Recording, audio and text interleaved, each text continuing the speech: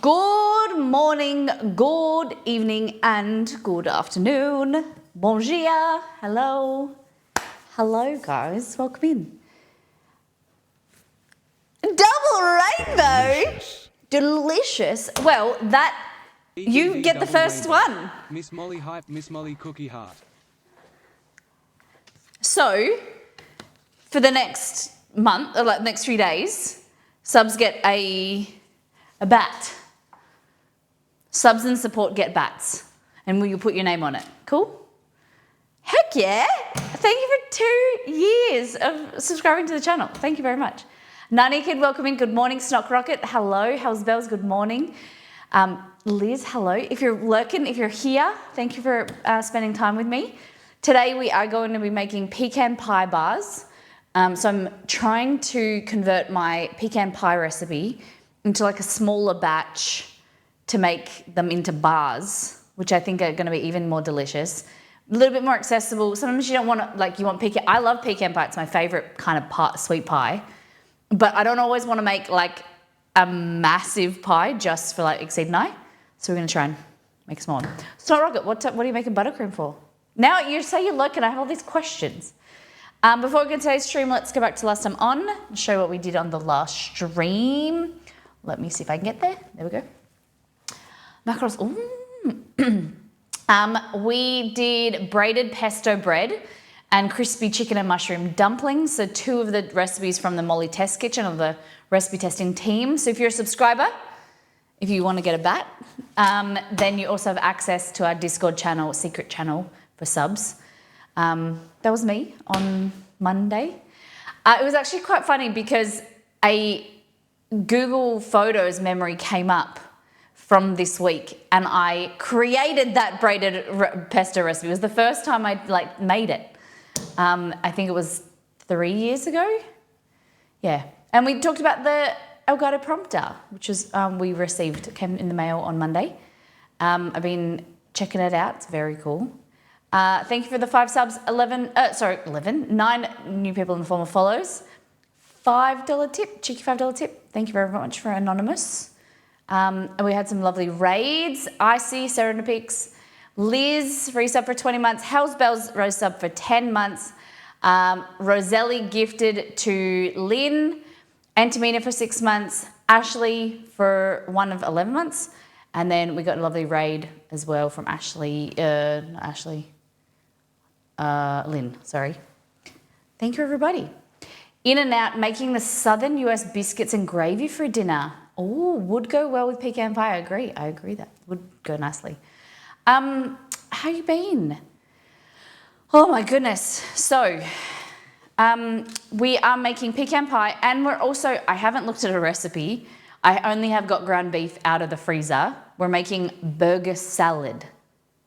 So I'm pretty interested, pretty keen. I'm sure I've got everything that we need because I've got lettuce and tomato and pickles and beef sauces. So if anyone's got a recipe or an idea, let's get this underway. Beware for 2 months. You now have the emo badge. The 2-year badge is, we call it the emo badge. It's the red, red? Oh my gosh, purple, yellow. Oh my God. I can't even, I think that's green. From here, I'm pretty sure that's green, not yellow. I looked at it quickly and I thought it was yellow. Black, purple. Sorry, just ignore me. Beware. There is your beautiful bat. Thank you for your support. There we go. I don't know if you're meant to make them go out like that. Oh, like that. Yeah. Look at that. Thank you very much.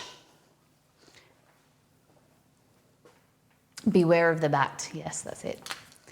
So, yes, all support in the next 2 streams. Maybe 3. We'll see if we'll keep it up. Oh, no, we can't. This time next week is Oppenheimer. So Monday's stream is Halloween and then Friday's stream is Oppenheimer. All things going well. Little chest update before we do all things food. we took Chester to the vet. When was the last time I spoke to you? Monday. So Monday afternoon, we took Chester to the vet. No. Yeah, Monday afternoon, we took Chester to the vet, the local vet. She was really lovely. And really just kind of like small town, just a little bit, not that our other vet wasn't lovely, very well, like very knowledgeable, but just a little bit more clinical. Whereas the vet on Monday was really nice, loved Chester, and said, I think it's better if we refer you directly to a specialist because I can do bloods and I can do stuff, but you know, you would have to go there anyway and it's like less money and whatever. So they referred us. So I got a call Tuesday morning when I was leaving the gym to say, hey, this is we're from the vet. We're just letting you know I've sent all the paperwork off to the specialist. They'll contact you. If not, contact them tomorrow. I was like, cool. got a phone call that day, that afternoon, being like, hey, we're from Waves, which is in Perth, the specialist clinic. Can we book you in for tomorrow? Yeah. So that was Wednesday, yes. And we kind of, Exceed had to organise work and we were like, yep, we got up there, 10 a.m. When I say this lady is lovely, like the goat, she is amazing. Her name is, Dr. Catherine. She is amazing. She just sat down with us in like this big room, sat down with us and said, tell me all about, had no paperwork in her hand, no computer, said like just a notepad and just said, tell me about Chester, tell me about how he was before, how he is like when he got sick and how he is now, like what is he eating, what are his bowel movements, like what is his symptoms, and just explained, and there are like some of the findings she hadn't got, so she went out and got them, and she said, this is what I have read, this is the explanation, and answered all our questions, and it was awesome. And then she said, I want to, first things first, like these are like options that we could do. We could do a CT, but I don't want to go there, but it's like a very expensive test. She said, I want to start out with doing bloods because his bloods were last done 2 weeks ago. She said, I want to do a blood test to see where we're at now. And then depending on that, I'll ring you in the afternoon when we get the results. And then I recommend that we do an ultrasound, which he already had 2 weeks ago, that found it's kind of like a not very detailed, but like an internal view to see if there's any fluid or masses and things like that. She said, I want to do another one of those to see if anything's changed with the steroids, if anything's shrunk or if there's any more, anything's progressed, anything's grown. And then she said, then if I can, we want to put him under a light sedation and then do some biopsies if we can, like get some small little like tokens from inside, sample them to see what they are and go from there. So we left, and it was just the first time where it's really hard with medicine. You might feel it as well, but you have the opportunity to ask questions, and I don't know, it's a little bit more, I don't know, the medical system is a little bit more regulated, I don't know, but the vet, you always feel like you leave and you're getting screwed, or you have questions, or someone's hiding something, or they're not telling you the full truth, or that you're doing unnecessary tests or something. You feel uneasy when you leave a vet. I've always felt like that, even with the same, like Chester, up until the last on Wednesday. We felt like all our questions were answered. She was forthcoming. Like we asked if we could have a copy of the report. The previous vet was like, no, we can only send it to your vet. They can't disclose it to you. And we're like, we're paying all these thousands of dollars and we can't even get a printout of like your findings. It just seemed like a little bit of, there's probably a reason for it, but it felt really unnerving. Like that, I don't know, we weren't getting a full picture, or like, because when you're told cancer, when you go into, like, you hear those stories of like when someone's told they've got cancer or they're sick, you just don't hear anything, the details. And like the vet was like, splitting, details or like possible diagnoses and centimeters and inches and, masses and all these names, and you just can't remember anything by the time you get home. I just wanted, like, from my medical kind of training, I just wanted to have like a piece of paper that I could do research or just have in front of me to get like a full grasp. And then this vet, everyone has been great, but it's just kind of little things that have like stacked up that like we weren't sure about. Like, I didn't think of taking notes, but because you were in this emotional state. But anyway, so the vet rang on Wednesday night and said, it's so good that we did these bloods and we didn't go ahead with the procedure straight away. She said, because something has been missed on the previous reports, like his blood test, that I think is an issue, because we've done research now into her, and she's like, immunology, like, is her, or like, blood tests and immune responses is her thing. It's like her kind of something that she takes interest in. And she said, yes, he does have red blood cells that are low. Yes, he does have platelets that are low. They're coming up. She said, but there's a massive issue here that no one's really like discussed, is that yes, there was an immune response, a white blood cell count was high, but she said this is higher than high. This is like alarmingly high, not like, because we were told it was an immune response, this Evans syndrome, and that was basically like his body attacking itself. She's like, I don't think it's that. I really don't think that it seems like we've looked under the microscope and it looks like there's immature white blood cells there, and there's too many of them. So a normal number is 5,000. He had like 35,000 or something like that, like way too many. 7 or 8 times the regular amount. And she just said that is, it's come down slightly from his last blood test to now, but she said that's alarming. So she said, what I want to do is I don't want to go ahead with the procedure tomorrow. I don't want to do the biopsies or whatever.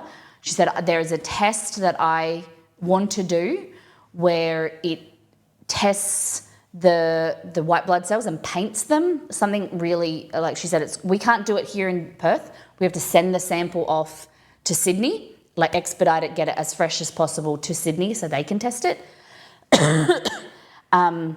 And she said, I think he has some form of leukemia. And we're not sure, like with everything was going on, she was like, it could be a lymphoma or it could be some type of multiple myeloma or something. But she then, when you just pick out little things, because I couldn't remember everything she said, but she said it may not be as dire as we were expecting. And that's what Exceed and I are like, whoa. We aren't sure if that is related to, quote unquote, this tumour, or his enlarged liver or his spleen or whatever. She's like, it may be some of those things are related and some not. We're not sure. But basically, we're waiting on a test to come back today. Latest Monday, but we're hoping today. So I'm going to give my phone to Exceed in case we get a phone call. But it possibly might mean that he can go on medication, some type of chemo. That's what we're waiting on. So it's very confusing, because it's like, hey, hold on, he has a bowel tumor as well, supposedly, like that might be obstructing his bowel, whatever.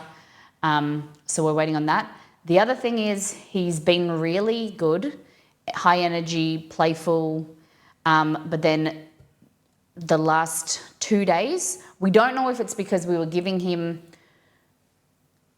2 main things for his diet, and then we were adding in some steak and some chicken. We don't know if he's reacted to one of them, but he's started to have diarrhea. So like Exceed woke me up this morning saying like he can't poop, but it's the other way, it's too runny. This is, too much information. So we're just monitoring him, trying to feed him. He's a bit nauseous at the moment, we think. So we're just trying to keep on top of that, trying to get more food into him. He's had some chicken this morning, but I don't think he's feeling very good. But we're hoping that that's related to the diet that we're feeding him, nothing else. So cross your fingers for that, please. So yes, we're hopeful. It's really scary, especially where, the last 2 weeks where he's been home, he'll be eating and he'll be happy, and then he won't be hungry, or like you're trying to feed him something, he'll turn away, and you're like, oh my God, is this like deteriorating? Is this, you're on needle edge type thing. Watching him is like, at the moment you can tell that he doesn't feel well, but he's wagging his tail, he's walking around. This morning he played with Romy, which he hasn't done in the last 2 weeks. Like, he had energy to play with Rome, and so it's very confusing, but in one way we're trying to be hopeful. Okay, and so this is updated vet bills, like the true transparency. This is where, like, when you choose to tip, donate, !donate, if you want to. There's no obligation. Instead of like groceries, where our money and where our thoughts are going right now is this. So his current vet bills are $1,100 for the blood tests and the specialist appointment. ! Tip, maybe assume elements is playing up, but there's never any obligation. 50 cents, $1, whatever you feel comfortable. Please look after yourselves first. But if you would like to help our little boy, we would love that. This is what it is like up until today. We're hoping that he doesn't have to have a bone marrow aspiration. That would be a surgery where he would have to go under general anaesthetic, and then they would have to drill a hole, she said, possibly in his forearm or in his back leg, and then aspirate a little bit of bone marrow to test that, to see if the white blood cells are kind of killing his marrow, or like or his red blood cells aren't regenerating in his marrow. But we're hoping that today the test, which was quite expensive, will tell us more. And then we can, start getting him some. I will drive up there like a madman today to get medication if we need to. It's a big, long drive, but hopefully we can get up there. Thank you, Captain Rail. I'm very cautious of introducing anything else to his diet because I like the ginger. I don't even know how I'll get ginger into him. He's very picky. We've bought like wet food, dry food. He does really like the ziwi that kind of looks like treats, and then we're just giving him some plain chicken this morning. And yeah, so that is the update. The positive thing that the vet did say, she said, I wouldn't know if he had anemia if you looked because he was very happy. He is wagging his tail, walking around. She said, he doesn't look like he's sick. And I think that's a positive. And he's just snoozing today. So we're just hoping that this isn't deterioration. So I'm just hoping, trying to stay positive. And, his temperature was fine this morning. He's drinking, had a little bit of food. So I'm trying to stay positive. But we've got some pecan pie to make and get our minds off it and stay positive. Let me just run this to Exceed. And we're going to do all things food. Hello, buddy. Okay. How many of you guys like pecan pie? How many do you have? Blah, blah, blah, blah, blah, blah. How many of you have it at Christmas? Liz and I are on the same wavelength. ! Tip. Yes, thank you very much. Okay, so we're going to do all things food. I hope you guys had a good week this week, and you guys tell me what you've been doing. Sylvia, I don't really know what burger salad is too either. We're going to figure it out together.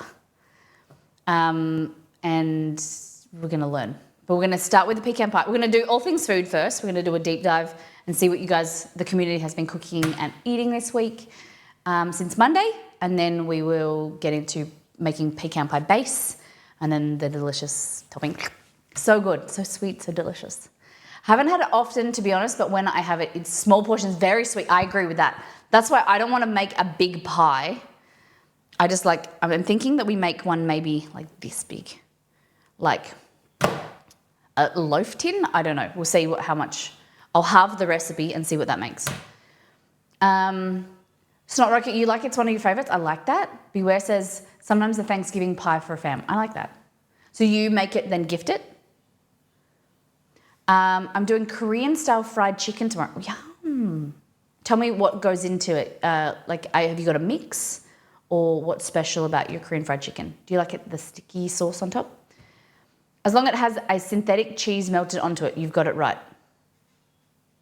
Pecan pie? Oh, you're talking about burger cheese. Shock. I was like, pecan pie with synthetic cheese? That's a bit different. Maybe that's how they do it in up there. Delicious.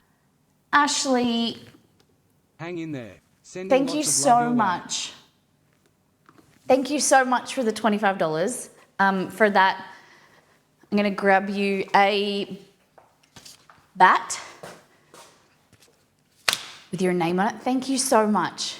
Really appreciate it. It is in US dollars, but whatever, like that's what I was saying before. Everything counts. Very appreciated. The way that Streamelon's set up, it's in US dollars.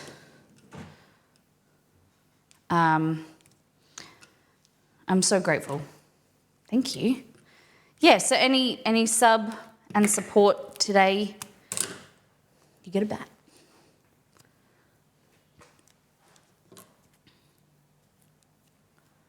It's a bit hard. My kitchen is becoming overrun. Wait till Monday. Hoping it'll be, wait till Monday. I've got some ideas. I need to get a new pen as well.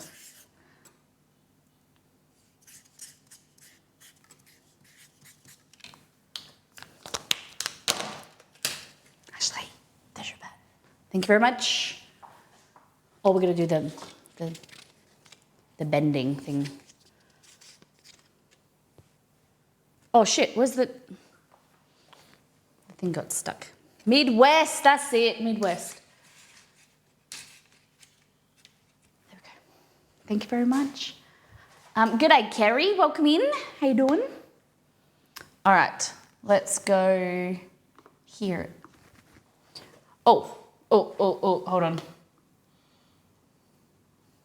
I didn't set it up. One moment.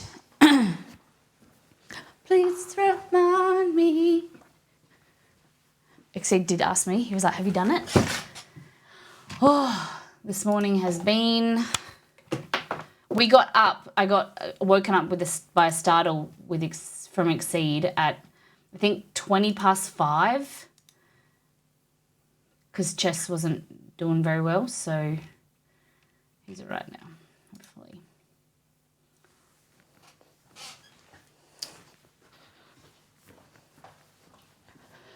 I had to film a little thing that you'll see next week. To the left, to the left, to the left. Everything you own in a box to the left. Here we go. All right. Apple pie with cheddar. I've heard people like that, yeah. Hold on. Shock. Are you talking about pecan pie with cheese? Was that legit? I missed that. Up here in the northwest, it's considered weird. I'm so confused now. Apple pie with cheddar. It's good in Wisconsin. Yeah. Totally unheard of in my state. Yep. I was going to say, anyone had angry looking papa for dinner? Someone had angry looking papa? Oh, yeah. The gif. This is cowboy caviar from Bakery. Not exactly sure. Does anyone can tell me what cowboy caviar? I'm looking at corn, beans, multiple flavors of varieties of beans, tomato, parsley. Interesting. This reminds me of the stuff that you get like at Zambreros, which is like Tex-Mex. You put on like burritos and stuff. Is that what this is? Cowboy caviar. Hey Google, what is cowboy caviar? According to Wikipedia, Texas caviar, also called cowboy caviar, is a bean salad consisting of black-eyed peas lightly pickled in a vinaigrette-style dressing, often eaten as a dip accompaniment to tortilla chips. Okay. Don't know. Captain Rail, thanks for being here. Have a great night. Nito Burrito is traveling. I don't know if it's still, but was taking some time out for Mr. Burrito's birthday week, seeing some family and staying in a hotel. I'm counting this as food: Prosecco and Chambord and a lemonade. Prosecco and then a Chambord and lemonade. Nice. I like it. Chambord is like a raspberry liqueur, correct? Is it raspberry or is it blackberry? Some berry liqueur. Little cute little bottles. This is what I made on Monday or Tuesday. Curried egg sandwiches. It was Tuesday morning for breakfast. Thank you, Liz. Raspberry. So we did curried egg and cheese and lettuce. The problem was there was a problem. I think it was a bit salty. I don't remember. It wasn't the best. Oh no, there was too much. I made too much filling, not enough bread. So it was too big, but it was okay.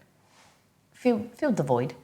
I got the question of like, what is curried egg sandwiches compared to deviled egg? Shadi came in and said that mustard rather than curry is in deviled egg, or a mixture of both. Whereas curried egg is something like this: Keen's curry powder. It's got like ground curry leaves, mixture of like cumin, mustard, something. I don't think they have mustard powder, but like coriander, salt, pepper. It's really nice. If you get this, it's very tasty. Or you can use my Malaysian curry powder from All In Together. What else we got? Kate's birthday on Wednesday. What are we at now? Tuesday, maybe. She chose her birthday cake, which was lemon meringue pie. Pretty nice. I enjoy lemon meringue pie, but I can only eat like this much of it. Way too sweet for me. I like the little mini ones. Fun fact, we have made clear apple pie, clear lemon meringue pie before. You infuse lemon juice into gelatin and the jello is clear and then you put the meringue on top. It looks really cool and it's completely clear.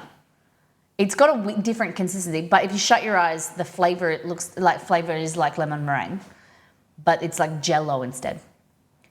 Would clear apple pie work? I don't see why not. Maybe we should try that. The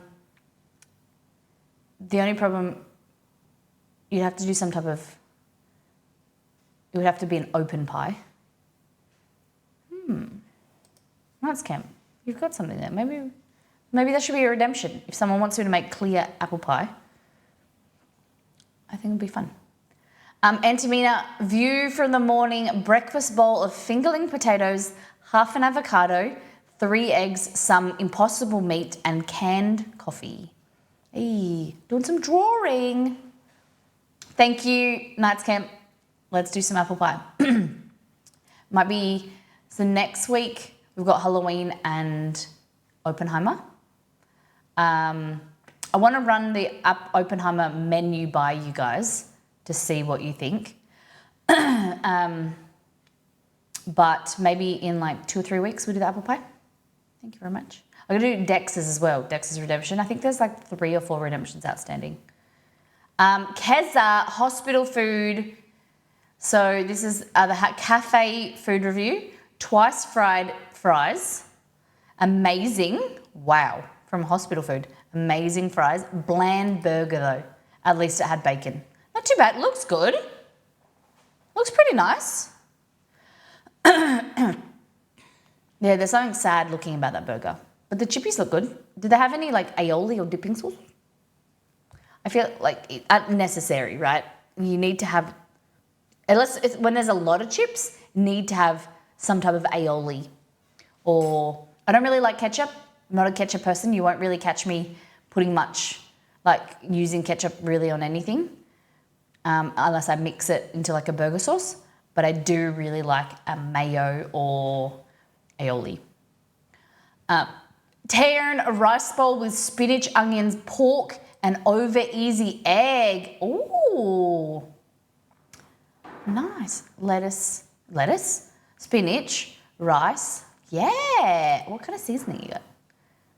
Look at that. I was lucky to find ketchup to go on the burger. Nice.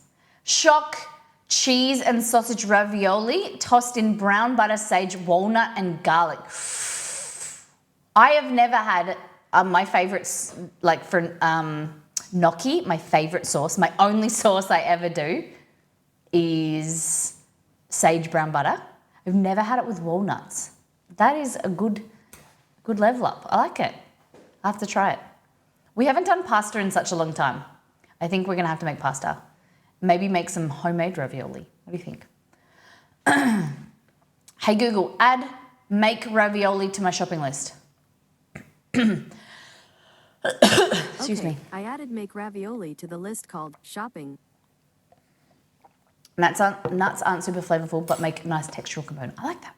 Thank you for sharing. Great work. I love seeing you post. I found out after the fact that there was actually 2 other cafes in a huge cafeteria that had better food. Now you know. Now you know. Just made your, it is what it is, but now you know, now you can eat better food. Now you can have more choice. This doesn't look very pretty, but this is the pesto bread we made on Monday, and then Malaysian chicken curry from All In Together from our cookbook. It's very yum. It's served with coconut rice. So I just made pressure cooker rice. I substituted, I think it was like half a cup of coconut milk for the water, and then mango chutney, Greek yogurt. Yum. This is my GIF. We've got a thread here. If you just want to click on it, send me suggestions to make on Monday's stream for Halloween. There's heaps of stuff in here. I don't know if I click it, it will come up. You can't really see it, but there's some stuff here. Okay. So yeah, check it out. Check it out now.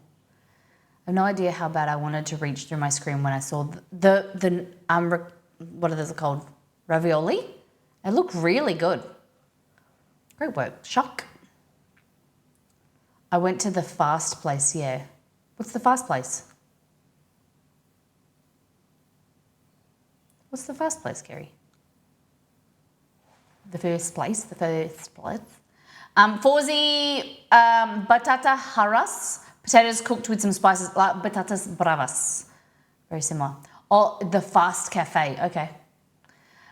Chicken shawarma with hummus, tzatziki, baba ganoush, toom, which is garlic dip, and sumac, onion, sweet gherkins, lettuce, chili, tomato, and lavish. Hey, very nice. Thank you for sharing. Looks good. And then Exceed and I were watching the Matildas game last night. It was okay. It wasn't as exciting as the World Cup, but we're excited we're going to go to one of the games. The Matildas are playing in Perth 2 more games for the Olympic qualifiers, which is women's soccer or football. And we had to have snacks. This is our dinner. Actual nachos. Okay, so I made upside down nachos twice. And I said to Exceed, I like nachos. And then Exceed was like, let's not make upside down nachos. Can you make normal nachos? I was like, okay, for you I will. And they were really good. I think I just don't like nachos that other people make. I think they make it too saucy, and I'm not a saucy girl. Not too saucy or risque. I might be risque, but I'm not saucy. I think it's because I had the chicken, like there wasn't a lot of chicken juices or chicken sauce. And then I used Cholula, but there was not like real salsa. The heck you're not. I'm risque, but I'm not salty. So yeah, we had some guac, sour cream, Cholula hot sauce, chicken, except that was a bit too much chicken. Unfortunately, we only had one bag of, I forget the name, this one. These are one, like, I really like these ones. Tostitos.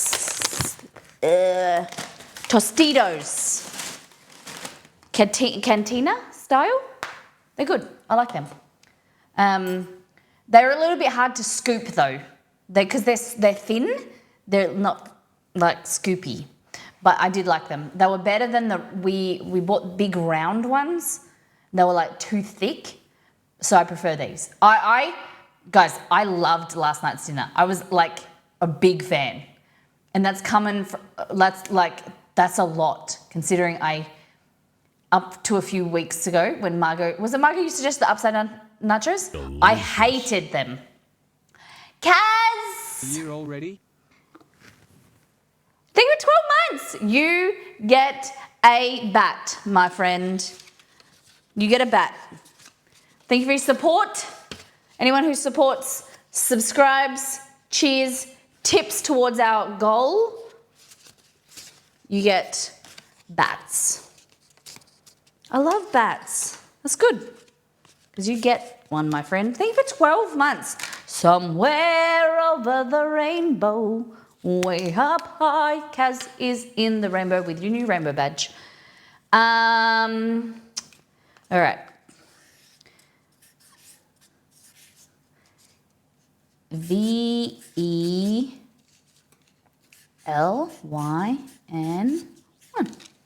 Casvelin. All right, copy there. Yay, yay, yay. I don't know, I feel like they should all like fly. That scared the bejeebers out of me. My hand fell off. My hand fell off. What are they for now? Haunted. Spooky. Spooky. We're getting ready for Halloween. We're prepping and organising. The decorations are going to grow. Okay, let's continue. Thank you, Kaz. Really appreciate the sub. All right, Grumpy Gamer, unfortunately, please send your love to Grumpy Gamer in the care centre channel. Grumpy is about to have surgery today, emergency surgery, removing her gallbladder. So please give her some love. Her mystery dinner last night was some type of meat with gravy, mashed potato, and veggies. I was very happy that when I was in hospital, I was in a public hospital, and then I got transferred to a private hospital. But a lot of the time I was really nauseous when I had my gallbladder removed. I was in hospital in and out for 2 weeks, and I was so nauseous I didn't have to eat much of the food. Hospital food is not really great. They are doing a lot, like some hospitals have like, professional chefs, and it's real bougie. But Exceed bought me in nuggets some days. That was like I would wait for him to finish work, and then he would bring me at like 6 o'clock or whatever, he'd bring me nuggets from Macca's. It's crazy to me how a world away from me, cafeteria food still looks the same, right? Look at that mashed potato. You can just tell. But Grumpy, we are sending you our love. We're hoping you recover well. The surgery will go fantastic. And we will see you soon in chat. Sam, Astrologing Sam, his parents have gone home now, but this is where they were. This is food from when they visited. Went to a Chinese restaurant and went to Yum Cha. So xiaolongbao, soup dumplings, fried rice. So xiaolongbao here. Looks like we've got some dumpling. I should read out the whole thing, shouldn't I? Kale and garlic oil dumplings. I never loved kale so much before. Malay sponge cake. Can't remember what it is, but stuffed with prawn. Fried turnip cake. Salted egg cream bun. and hargao, stuffed with prawn. Wow, look at all this. I love this. I love this as well. Do you know, one day I want to do a community meetup and we just do like tapas or like yum cha and dim sum or something where everyone just we get heaps of food and then everyone just share. That's my favourite way of eating. Because like sometimes you just want to try one of something. You don't want a whole 4 or as if you don't like it. You have an opportunity to just have a little bit. Fried rice looks good. Fun fact, next week we are making nasi goreng because it is arguably Oppenheimer's favourite food ever was nasi goreng, which is fried rice. So I thought we could make that on Friday for the themed Oppenheimer stream. And then we're going to make, I think it was a sake martini and then like a Manhattan or something. And then we make a cake or some food we can explode. And we have to talk about that. This looks good. Kale. This is the cake that's filled with prawns, I think he said. And then this looks yum. Fried dumplings. Something else that's fried. That looks like rice paper. And then these little balls.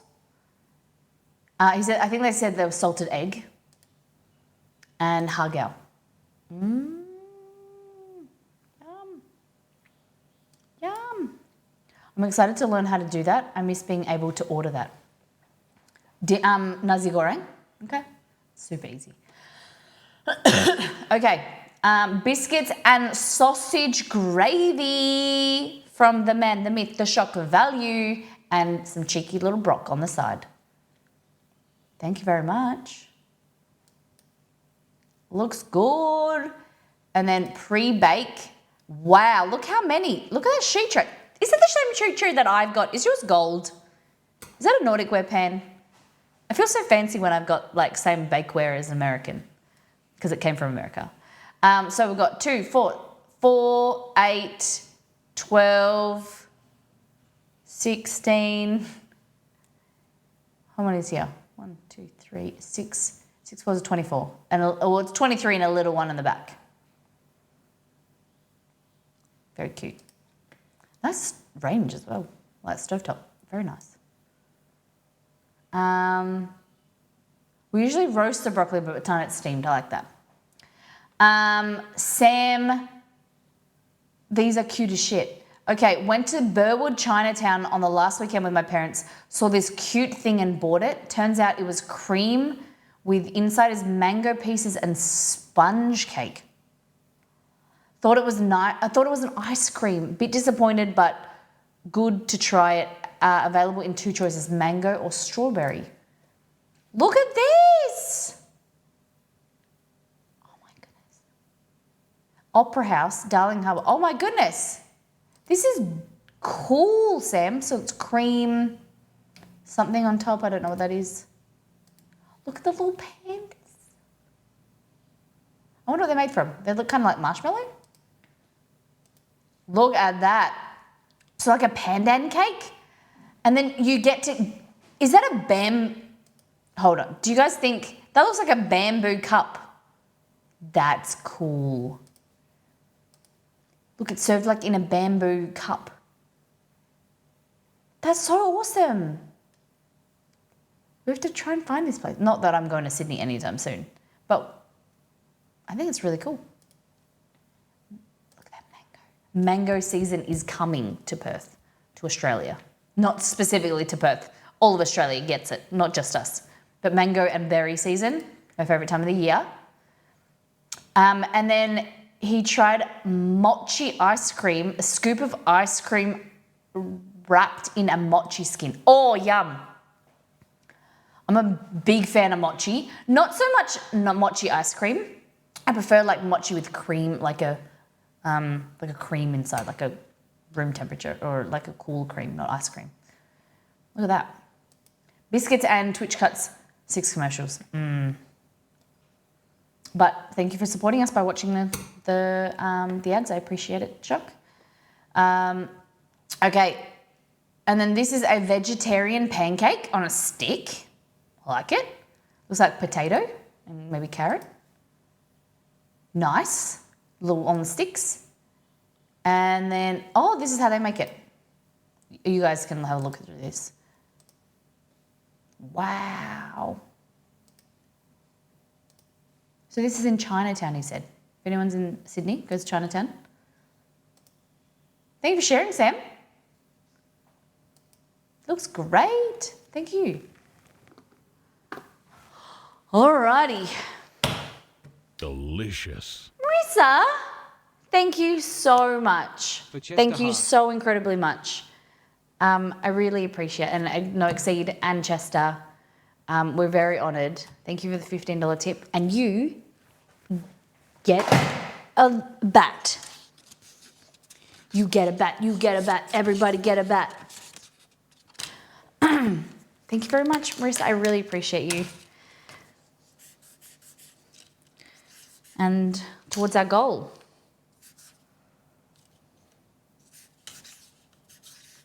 It all adds up. Thank you very much. It'll run down.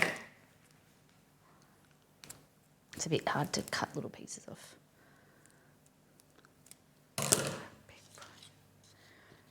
He's doing okay. We're just waiting on a call. If you guys want an update, just check like start of the stream. There was a little Chester update.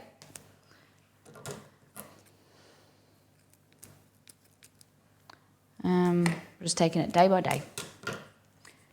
Thank you. That really means a lot. All right. Let me bend your wings. How many of you guys like Halloween? How many of you love to celebrate it? How many dress up? Marissa, Kaz, Ashley, and Beware. I don't know if I like that anymore. There we go. Yes, my bats. I'm going to say possibly my bat girls, bat ladies. Ashley, you like it? What do you got planned this year? Okay. Let's get into some pecan pie. My grandkids love Halloween. You don't look young enough to have grandkids. How many beautiful grandies do you have? I think it's okay, but my wife loves it. We have autumn decorations. That's what I was trying to find. Autumn stuff. All I could find was this bloody pumpkin. North Americans, how much would you pay for a pumpkin like this? How much are pumpkins? This is, let me weigh it for you. Let me see if I can find my scales. Because I'm interested of like, what's the markup? Because I don't think these are grown in Australia. Spooky Drag Show? No? Okay, so this is 2.6 kilos, which is 91 ounces, 5 pounds. No. Yeah, 5 pounds. 5 pounds. $5? Those are around $10. Where Doc Barbecue, where are you? Where are you at? This was $13. That's why I only got one. I wanted to get a bunch of them that were like collapsible or something that, because it's all well and good to have it, but then you got to store it for a year.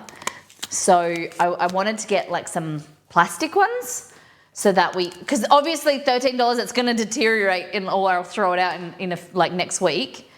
This is small. It is cute. Yeah, I'm going to have to look. Maybe after Halloween we buy them for next year because they were about $10 to $15 for this size plastic ones that had like a light in them. And I'm like, come on, like I want about 4 or 5 of them. I've got to figure out if that's the going price for pumpkins, like for fake pumpkins. He's got a little friend. Can you guys see his little friend? That's Dracula, the mouse.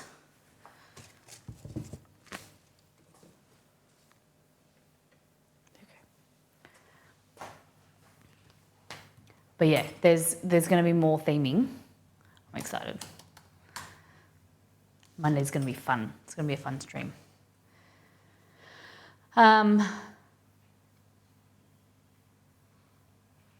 It's rare to find someone with the same spelling, especially on Twitch. Well, that's what I was saying, is that my middle name is Ashley as well. Little fun fact for you. My middle name is spelled Ashleigh.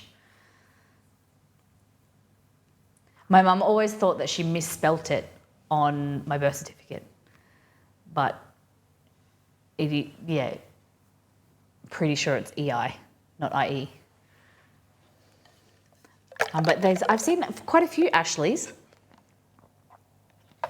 Ashleys everywhere. Okay.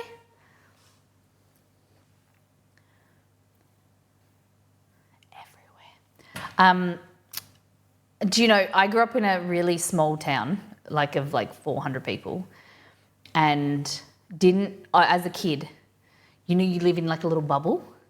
There was no other people called Lauren, because my real name is not Molly. I know it might be shocking to you all. My nickname is Molly, for reasons I can explain to you if you want, but my real name is Lauren, and I grew up not knowing any other Laurens in my town, so I thought the only Lauren that I knew was Cece Babcock from The Nanny, because her real name when I learned how to read, because I could see that it was spelt the same way as mine, was Lauren Lane. Cece Babcock, the actress that plays Cece Babcock from The Nanny, her name is Lauren Lane, and I thought her and I were the only Laurens in the world, that I was named after her. Turns out I wasn't, but it was, yeah.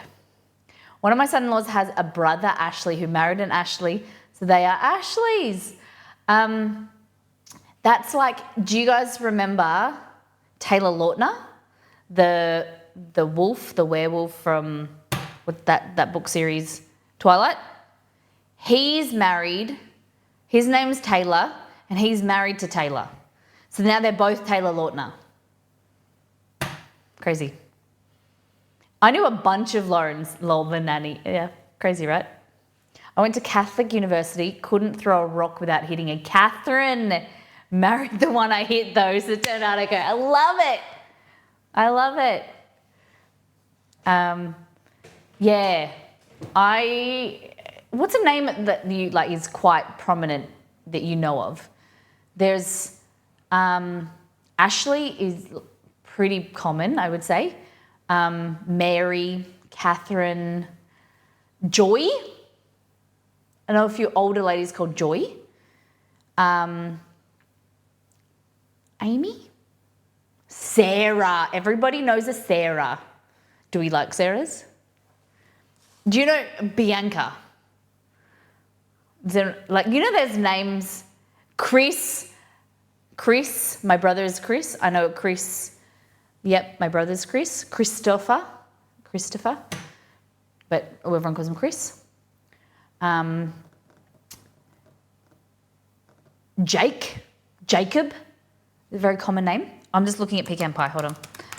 Pecan Pie. So I think this is in the Molly Test Kitchen as well. I got to check. The last time I edited was August, so that's positive.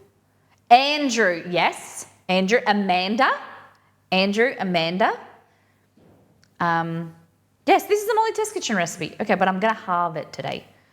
We're going to do that together. So this is my pecan pie recipe, and it has a pastry, very simple, but we can make it spiced if you want. It's like a buttery, delicious pastry. Yeah, Ashley is so common. I used to complain about it and ask my mum to change my name until I was 12. Noah. I think there was a massive, about 10 to 20 years ago, there was a massive push, I don't know, like a resurgence of the word Noah as like a boy's name. Maybe a girl. I think I've seen a girl, like a girl name. Never had pecan pie. Well, this is your opportunity. This recipe is delicious and you're a subscriber. So this recipe is already in the Molly Test Kitchen, but I'm going to try and make it smaller and more condensed and kind of like smaller portion, small batch, so you can have it more often. Okay, so the things we are going to need are a calculator, which has gone missing for some reason. I have an old school, when you see it, it's old school calculator. I think I stole it from my mum's office. I don't know where it's gone.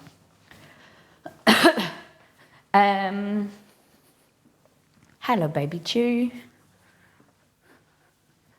If I was a calculator, where would I be? Boo-doo-doo-doo. Damn it. Delicious. What's that? Hold on. I'm out. I'm not in the kitchen. Don't make Curly alerts. haired white dog, best dog, despite what short little black dog says. Fuck off. Kerry, get out of here.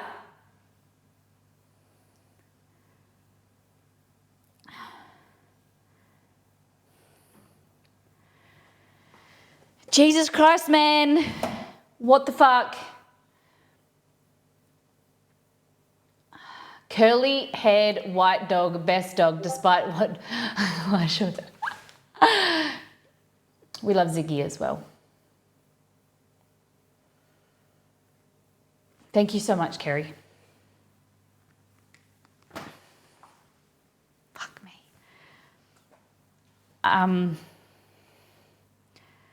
You aren't supposed to hit goals straight away. Thank you for your generosity, everybody. Thank you, Kerry.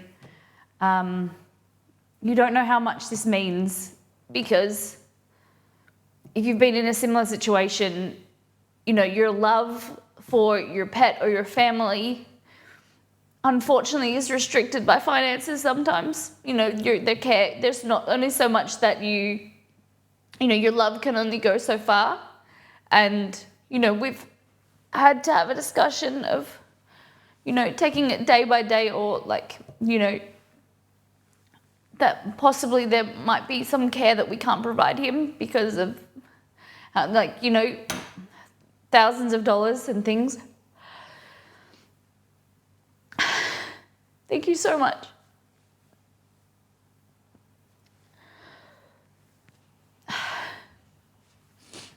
I'm just looking at his tail.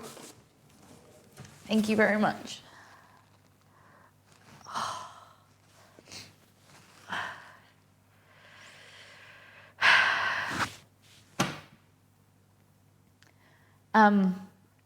Yeah, you know, the test that we were just taking it day by day of, you know, what we can. We're not trying to skip ahead, and definitely not trying to, you know, tally it all up, because it is a scary amount. But, you know, that means that up to today, you know, I just can't even explain. Thank you so much. I just hope pray that it's something that we can, that there's care, or there is a solution, or there's something that we can do to keep him happy and as long as possible. I'm terrified that, you know, that he starts to, something happen, but this support is beyond. Thank you. I know you've had such a tumultuous, you know, last few months and last few years, Kerry. You've gone through so much, and the ability to support us, and, you know, considering what you're going through with your dad and your mum and your family, it just means so much more. You know, I know that everyone is, fuck. Yeah. Yep. When Chester was in, it was $1,000 a day. For from everything from steroids, fluids, antibiotics. So he was in hospital for 3 days. And then on top of that, the ultrasound was, the ultrasound and biopsy that they want to do is $1,500, but we haven't got to that. We aren't going to, at this stage. It might be something done in the future. We got quoted, that was what he was going to have on Thursday. But now we've got this test that was $600 on its own. So the blood test was done. That was $550. And then they said, hey, we've got this other test that we want to do in Sydney, but that's $600. And it just adds up. And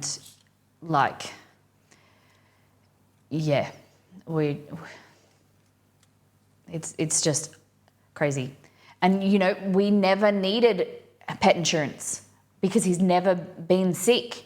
And so we never knew, he's been alive for 6 years, never had an issue. We never had an inkling that we would need pet insurance. And yeah, it really means a lot. I know that I'm not the only one that's gone through this and going through this, and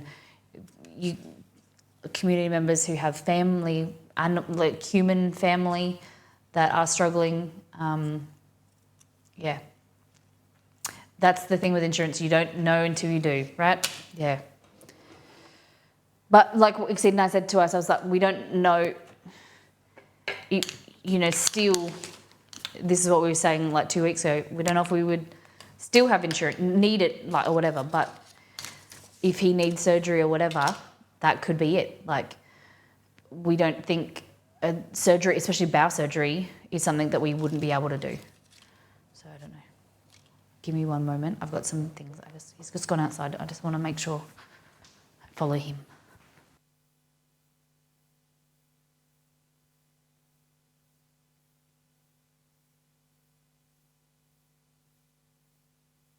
Delicious.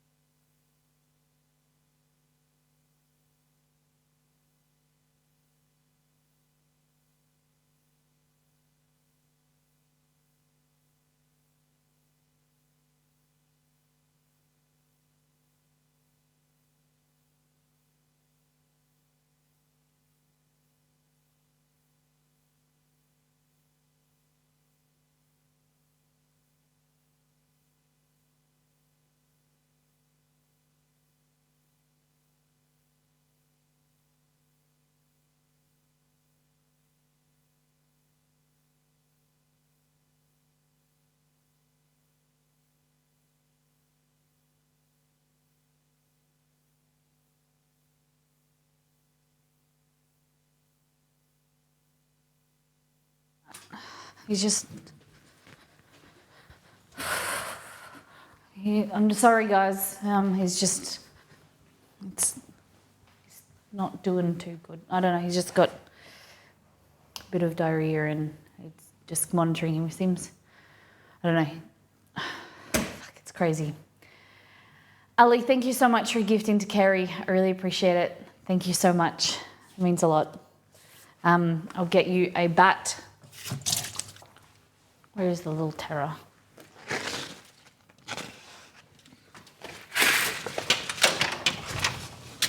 Hello.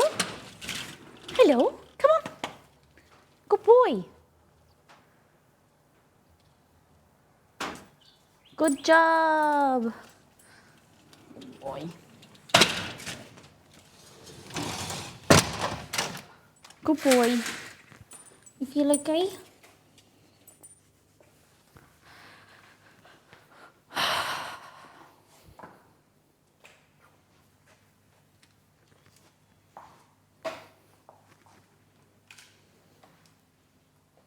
Hello, big boy. Can you say thank you to Kerry? Hey? Sit. Sit. Sit. Can you sit? Can you give me a paw? Good boy. Say thank you, Kerry. Thank you, Kerry.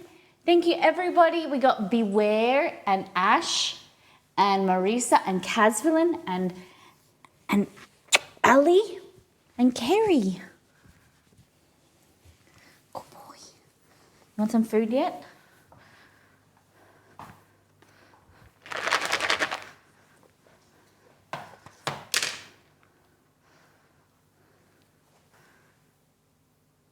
No. I would really like you to eat this. Please.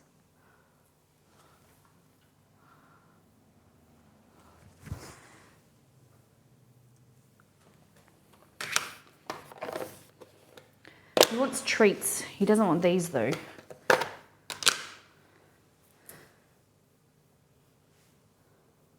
No.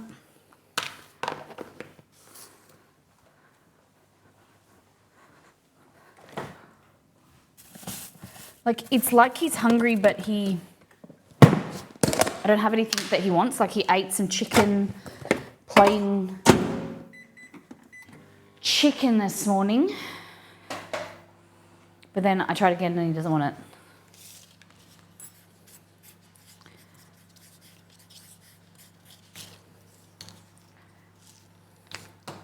I think I fed 300 chickens. Like, we went out and the last few weeks, we've spent so much money on food because chicken breast, steak,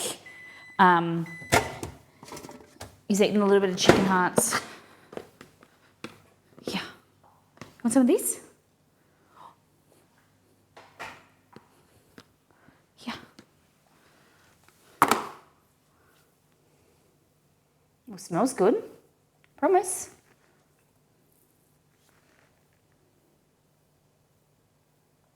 Good boy. Good boy, you can do it.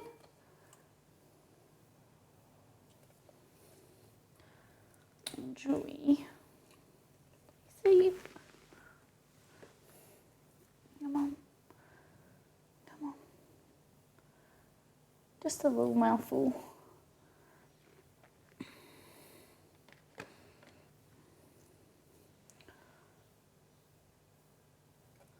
Good boy, good boy. That's yummy. You just need to put it in your mouth and taste it a little bit. Good boy.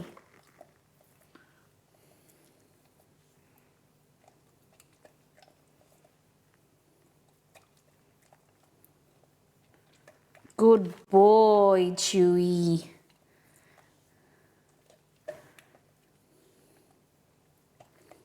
It's just the like initial taste that, and then he's like, oh, okay, that's actually not too bad.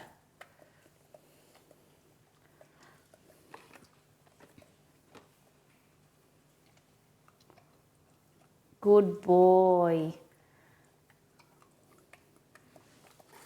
Want to eat the rest of it? That would make Mama really happy.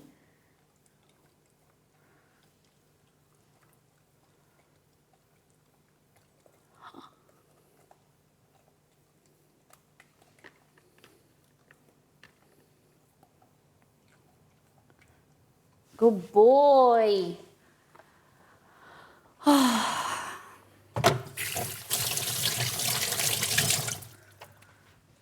Good boy. You want to try some of this?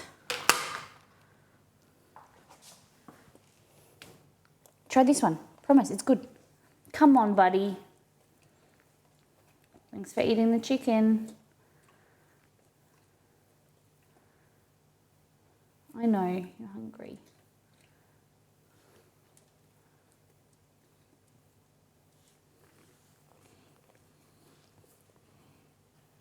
I love you. Just want you to eat. Romy's gonna come. He might eat it.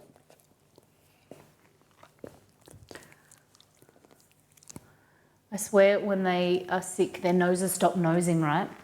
It's like his nose gets a little bit drier. It's not like as cold.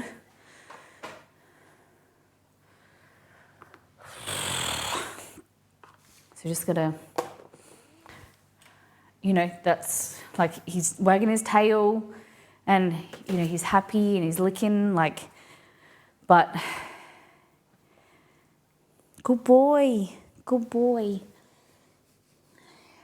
You're trying to be positive, but then you're like, is that deterioration? Like he's not hungry or like whatever. It's just such a fucking head fuck.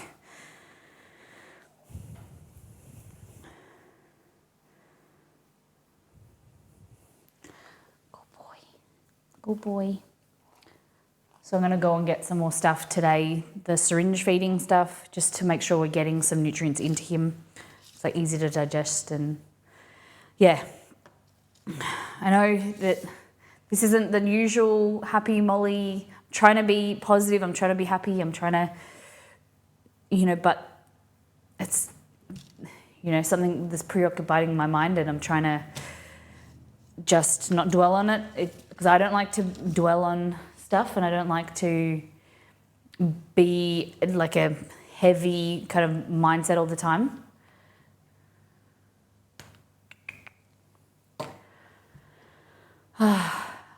And the smell of their favourite foods don't do it for them. Yeah, like there's sometimes where he like chicken hearts or like chicken stuff that he would eat raw all the time and just loves, and he would just like snub his nose at it. And then all of a sudden, like then he'll eat like heaps. That's what I'm trying to get him to. Yeah, but I know that, but that's not what you guys come for. Like, you guys are not. I'm very acutely aware that everybody's got stuff going on in their life, and people come to my stream as a way of kind of escapism, forgetting about it or focusing on food and things like that. You don't come here to be watching someone be sad. You know what I mean? So, Kerry, let me give you a few. And there's these cute little ones as well. I come to troll. Troll with $1,000. Are you kidding? So what I thought is, it doesn't mean any less, but the way that I wanted to start it is they're big, and then they go into medium, and then they go into little ones, like they look like they're flying away.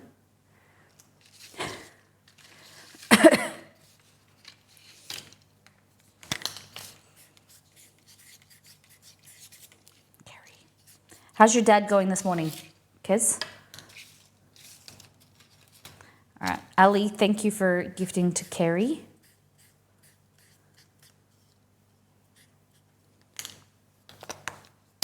Kerry and Ali.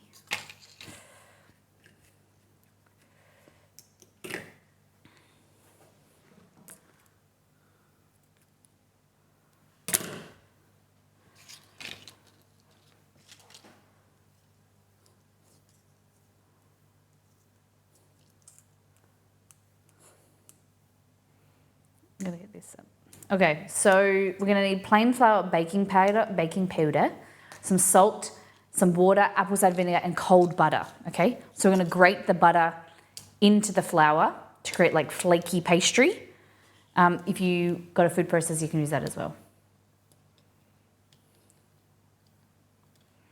Oh, thank you, Marissa. Appreciate that. What kind of cake you making? He wanted to drive and get breakfast before I got there. So now his keys are in my pocket to stop that. Good on you. Parents and like older people are so frustrating, aren't they? that was my grandparents during COVID.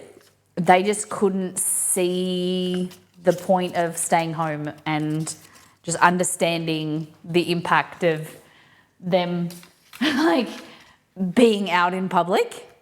And it's just like, come on, guys, do it for other people. Like, you are kind of the seniors that we're like trying to look forward, look after. It might not be the best thing during COVID for you in your immune system to be out in public. And they're like going out, like there was a lockdown and my grandparents are like traveling 45 minutes to visit my mum. And my mum's like, open the door. She's like, what are you doing here? He can't turn his head. Yeah. Pulls the sutures, yeah. Chocolate Biscoff cake. Oh, that sounds good. My youngest daughter's birthday. So explain to me, sorry, I asked before, but I didn't see if you answered. How many kids and grandkids do you have? I visit for a good meal and for foreign accents. I like that. Thank you, not now.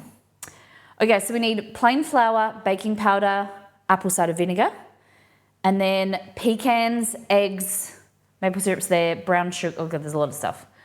3 daughters, girl mom, nice, and 10 grandkids. Wow, congratulations. How amazing. How amazing. Do you have like girls, boys, grandkids? It's funny that my mum's family, she's one of 4 daughters, and then they're like out of the 9 grandkids, majority of them are boys. There's only myself and my younger cousin who are girls. The rest are boys club. Pecans, that's all I remember. Pecans, eggs. Oh, hello. What?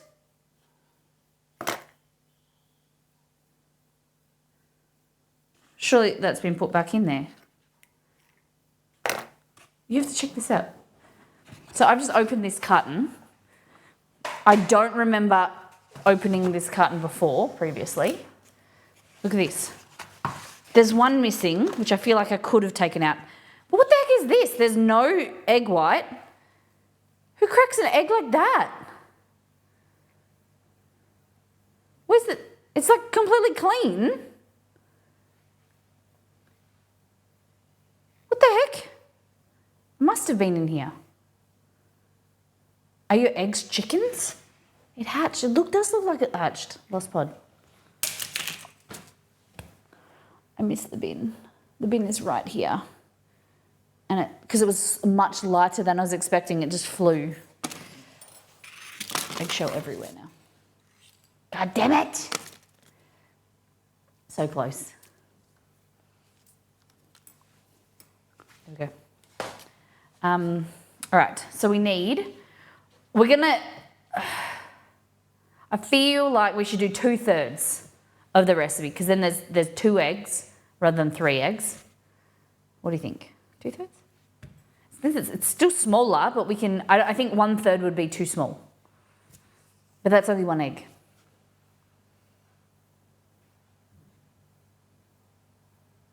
Yeah, let's do 2/3. So that means 2 eggs. We can always make it again in a few weeks, which I won't complain with. Okay. Plain flour, let's go back. Remember this. Remember, plain flour, baking powder, apple cider vinegar, pecans, brown sugar. Okay? Will you remember? Pecans. Next one is plain flour. Plain flour here. What was there? Baking powder. Baking powder. Right?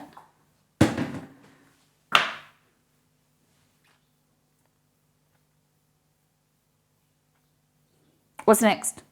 Baking powder, apple cider vinegar.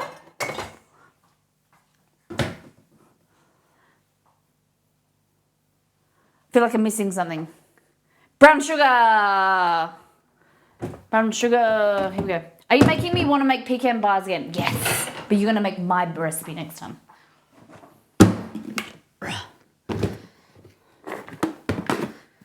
Oh, wrong one. Oh! Here we go. Here we go. So, I don't have my calculator, so you guys are going to get the sums, okay? We need 340 grams divided by 3 times 2. Okay? So it's about 113 grams. Times 2, 226 grams. Am I right? Think of that? Yes. Yes. Thank you very much. Okay. There's something so wholesome about cooking in ceramic. Or like compared to glass, compared to metal bowls. There's just something so like homemaker molly about using ceramic bowls. Do you feel me? Do you get what I mean? Like there's just something about making a cake in a ceramic bowl that just feels nice. This is my grandma's bowl. These I got from Kmart ages ago. I don't like the inside of them, but one day I'd like to get some. I like them. I have metal because I'm a klutz in the kitchen. This is true, me too. But these have stood the test of time. It's one of those metal weight. Ooh, metal weighted. Is it one like insulated? Because there you can put in the microwave. The ones that I have are insulated metal and they don't arc in the microwave. People freak out that when I put metal in the microwave. Would upgrading to ceramic bowls have the same upgrade as switching from a heavy Dutch oven, I wonder? Not really. Nothing, like ceramic bowls, it's just mixing. It's just, like they're a little bit heavier, so when you're stirring, they don't go everywhere. Like sometimes the metal bowls are really flimsy and they kind of like, you're trying to stir. These have some weight to them. But like the Dutch oven actually is going to make a difference to when you're cooking food. I swear all my food got better when I got a Dutch oven, maybe. Okay. All right. So instructions say, place the flour, salt, baking powder together in a bowl, which we're going to go with this bowl. So 226 grams. Deconstruct my tower, drink my shake.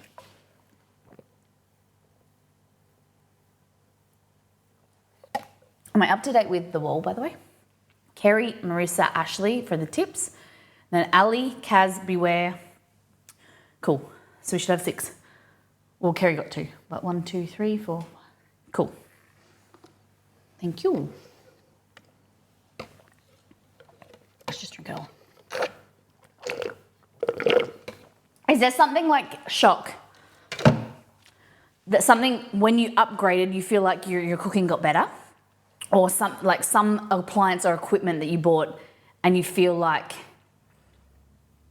you're a legitimate cook now, like that you're really proud of. At the moment, I'm loving my hand mixer, but I would say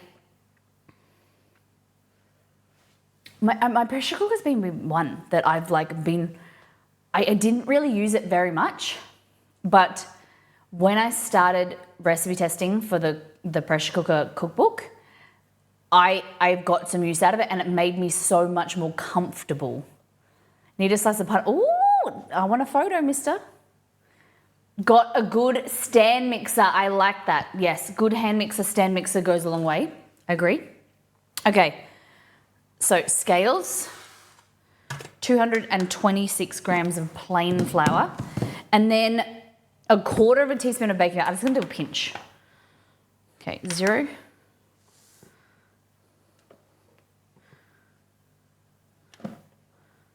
223.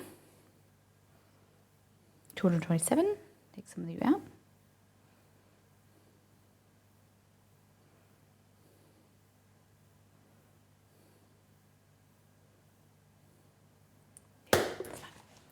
Nothing super elaborate, but a good set of mixing bowls, different sizes worked. Yes.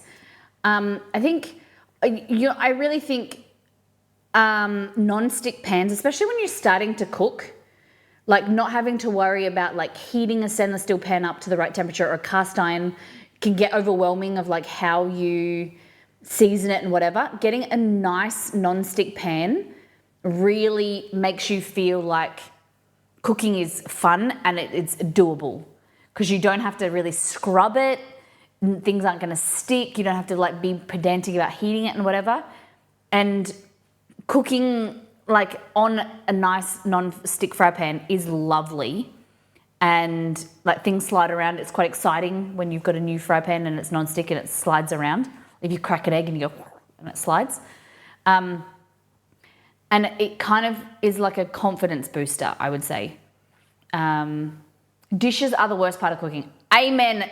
Amen. That's why I've gone down from 5 days a week to 3 days a week to now partly 2 days a week, because so many dishes, I just can't. My dishwasher is always going, or I always have a stack of dishes there. It's very frustrating. Also because I don't like washing dishes by hand, but that's another story. That's a me issue. It's annoying because the dishes that I don't put in the dishwasher will stack up.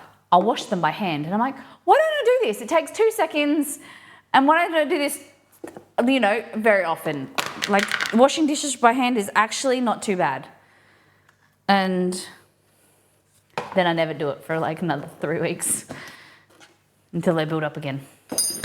Okay, so we've got baking powder, salt, pinch of salt, and now we need 230 grams divided by 3 times 2. So that would be, this is a little bit harder.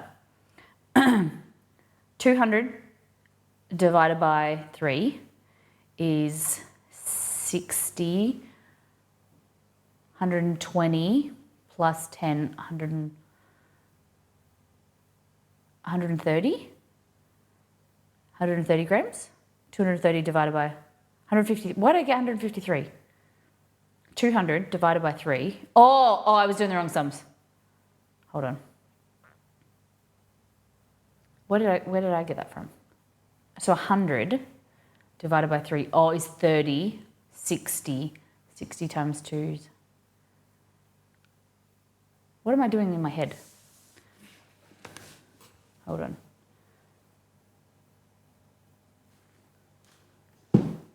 100 divided by 3 is 33 times 2, 60. Oh, and then I times it 2 again. Okay, yeah, I just didn't do something in my head. Okay. Yeah, all right. Because I took 100, instead of 200, I took 100, divided that by 3, and then I have to times it by 2, and then times it by 2 again. It's 2/3. Yeah. Yeah. 230 divided by 3 times 2. Why is it doing that? Divided by 3. Oh, I think I'm pressing the wrong button. Times 2.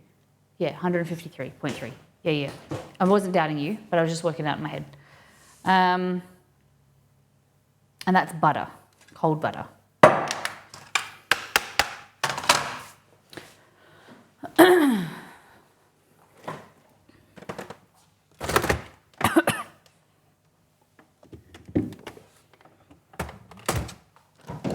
I have any chicken breast I can cook up? Yes. Cook up some more chicken for Chewy.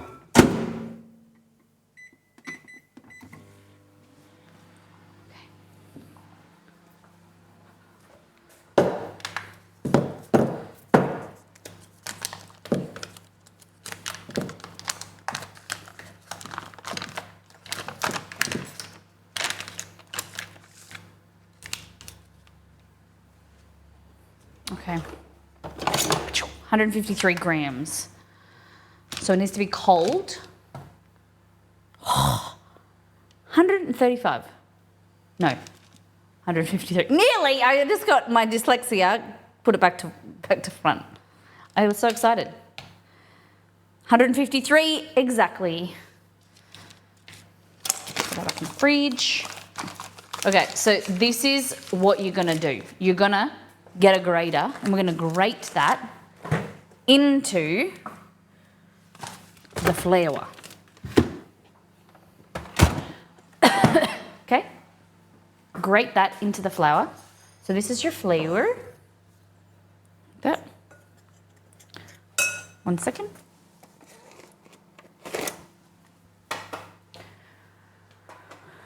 You're the greatest, the GOAT, greatest of all time. I wouldn't doubt it, Kerry. Okay, you're the greatest Kerry of all time. You're getting carried away with being Kerry. All right, so just pop it into the flour like that. Just makes it easier to grate. And this is a great technique if you don't have a food processor. So easy. I do this more often, even though I have a food processor. I hate cleaning it because it's technically not dishwasher safe. So I'd rather do this. All right, and then just kind of coat that flour. Coat the flour, coat the granules in the flour, the slices of butter, like that. Kerry Ali. Looks like a butterfly. And he stings like a bee. No, he looks like a bee and he's sweet like a butterfly. So he comes in, he thinks he's a troll. Big old mean old Kerry. This is some of you guys as well. Come in here with some sass, but deep down you're little teddy bears. Hey Flowerson, how you doing?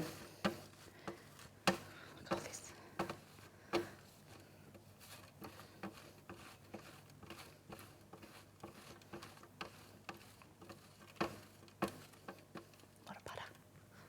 And then, let's go like this.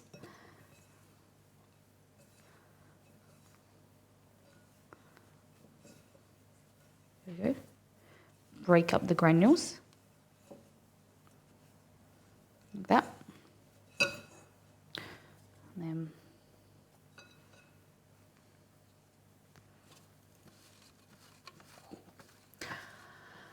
I'm doing okay. I'm getting there. I'm doing okay.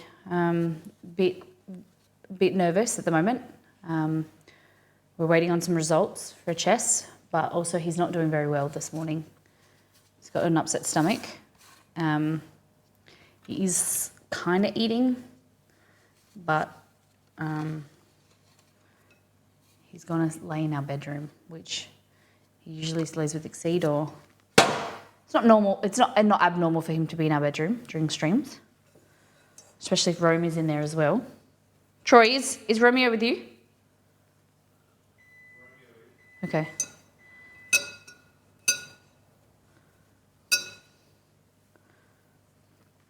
Yeah. He's home. He is home.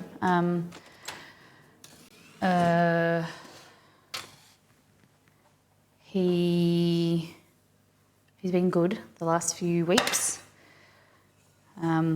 We've been to an oncologist or a specialist, and they've sent off some bloods because he might have multiple things going on. We're not sure if possible leukemia that may be related to the tumour, maybe not. If there is a tumour, it's very up in the air.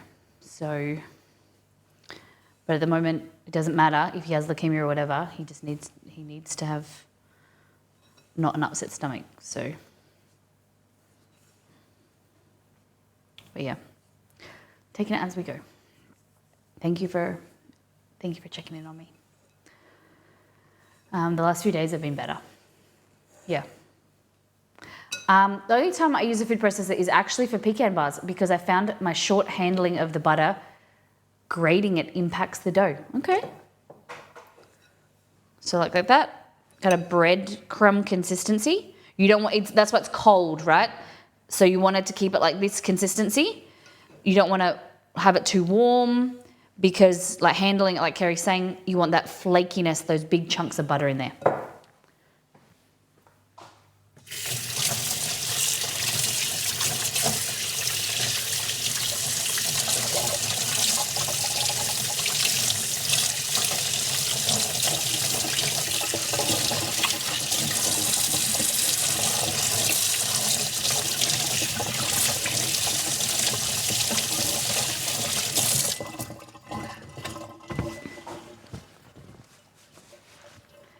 Thank you, Flowerson. Appreciate you. All right, so in here, we're gonna add a little bit of apple cider vinegar. Helps like flavor. You can add some spices as well. Do you guys like a spiced crust? Like, do you like spiced pastry? Because there's gonna be cinnamon in the pecan pie. So usually I do a plain crust. Just popping chicken breast in here.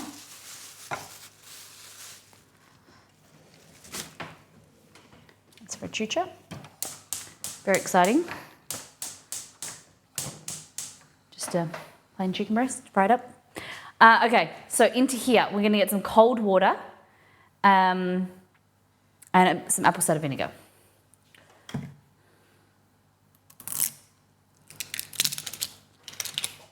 Now on a different topic, yes. Oh, that's so full. Okay.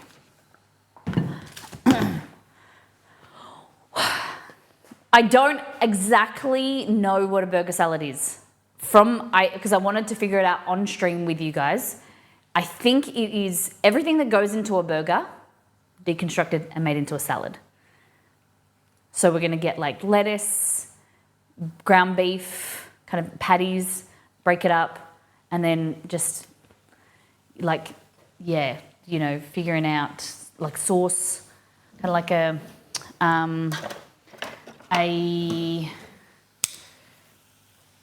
what's it called? Like maybe like a Thousand Island dressing type thing, like a burger sauce. It wasn't a healthy thing for him, but I ended up getting rotisserie chicken for Ziggy when he was ill. He loved the dark meat. Okay.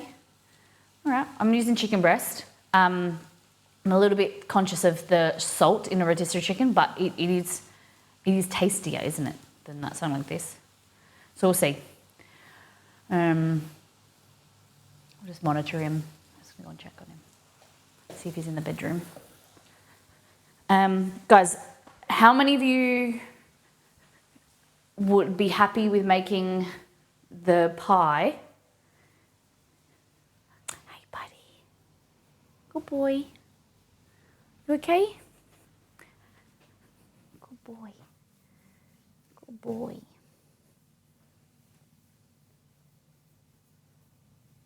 He's laying on the bed.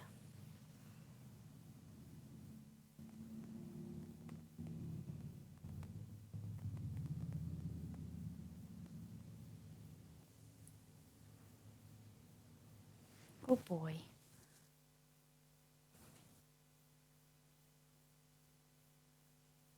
Boy, stay there.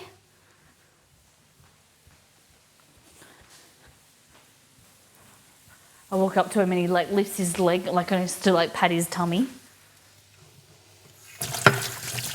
How many of you guys would prefer maple syrup in the pecan pie versus like a glucose syrup or like a corn syrup? Not high fructose corn syrup, just like a regular corn syrup, like a you know that like clear corn syrup? I think it's called starts with C. I usually make mine with maple syrup. That's why I was wondering. Are you guys anti maple syrup, or it is more expensive maple syrup? Light corn syrup, yeah. We call it glucose in Australia, glucose syrup. Is it Caro? K-A-R-O or C-A-R-O or something? That's what I use. You can use either in this, maple syrup or corn syrup. Maple syrup will have like more of like a caramelly flavour to it. Never thought of using maple syrup. Yeah, I love maple syrup. You can use both.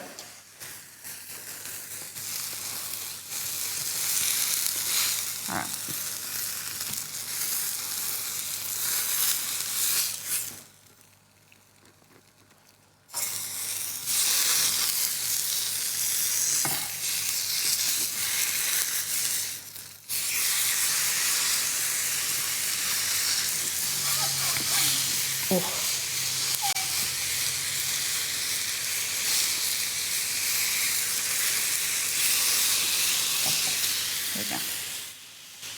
Yeah, maple syrup is nice, but you could use either. So we're going to use I need 2/3 of a tablespoon. I'm just going to, like that, a little bit. And then we need some cold water.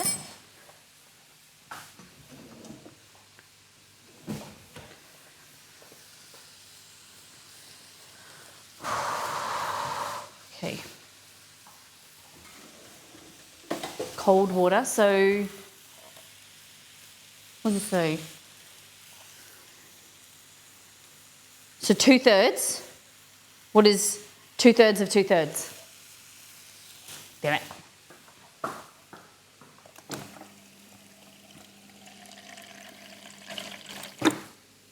Let's do 1/4 cup.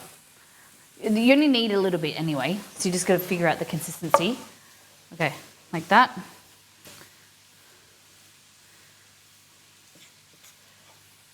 A little bit of water. Mix it in. Remember, cold water, it needs to be cold. Cold butter, cold water slows down the gluten formation so you get flakier pastry.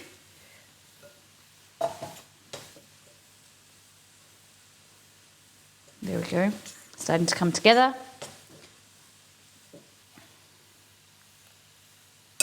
There we go. Looks good. All right. I grab my tin. So we're going to use a square tin. I think don't remember the measurements. That's why we use MMM. Miss Molly. MMSM, really. Grab yourself one of these. Who's got one of these? If you don't, you need to. Molly silicone mat. Okay, so from here to here, this is, I think, 8 inches. Yeah, 8-inch square tin. Cool. This is one of the things that you don't really need to line. Like we were talking about this last week, or sorry, the start of the week, about like what cake tin do you line, what you don't line. This one you don't really need to line. However, it is easier to remove if you have the tabs. So do it in multiple ways. You can do it like this, squish it in like that, and Bob's your uncle, like that, or squish it like that, and it will stay there-ish, kind of. Or the other thing, let me just flip over these chicken.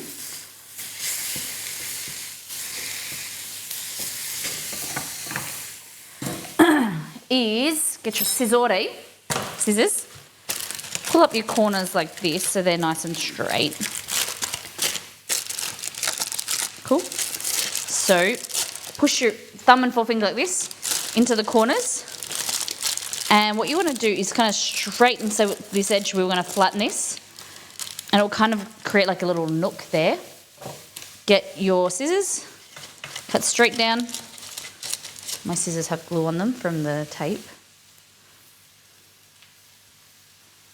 All right, and then this here comes out. Just fold that behind, creates a nice little area. I often will just get a little bit of spray oil. Just helps it stay there in place. Cool. So flatten that, cut down. Tuck that in, nice edge, okay? Like that, flick it around. I either do the crinkle or I do the cutting, but I just wanted to show you both. Okay, so cut down, grab that little bit and then tuck it behind. Here we go. Easy peasy McJeasy. Okay. So, I put gloves on them sometimes when I do this, but what you just want to do is you don't want to knead it, you just want to kind of compress it so that it all kind of comes together and there's no like dry bits, okay?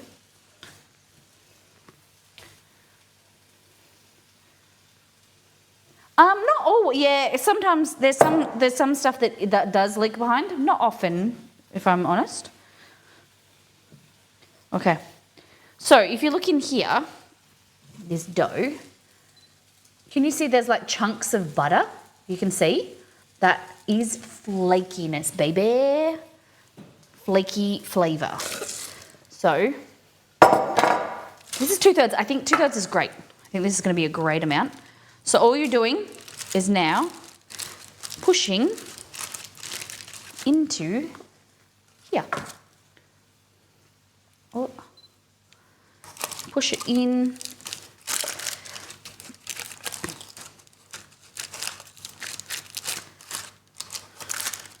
Kind of working quickly, try not to touch it too much because your warmth of your fingers is going to then warm up the butter, which we don't want. Or you can also do something like this. Put another layer of baking paper if you want.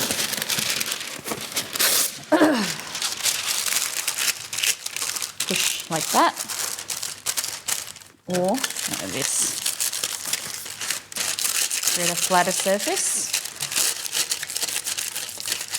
So this, if you're a subscriber to the channel, this recipe is in Discord, the Molly Test Kitchen. It's pecan pie. I'm just using 2/3 of it, okay? To see if we can create bars rather than actual pie. There we go. So not a lot of baking powder. It's not going to fluff very much. It's going to be a buttery shortbread kind of pastry base.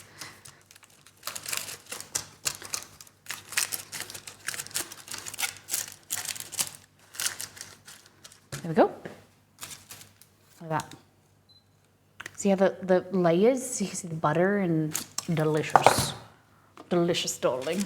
Okay, so we're going to bake this.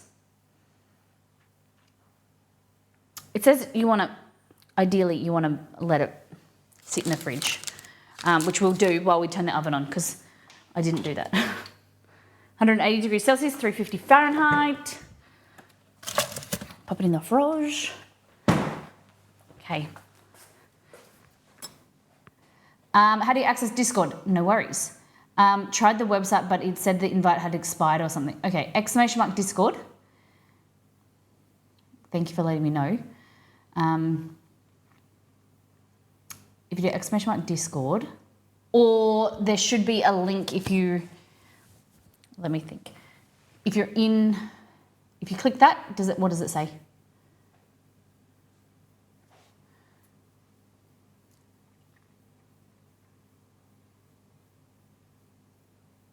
Should be able to open through there, and then make sure your Twitch and Discord are linked, and you have a channel that will come up, and it is the third channel down. Yeah, all the box on Twitch, there's links as well. One of them is Discord.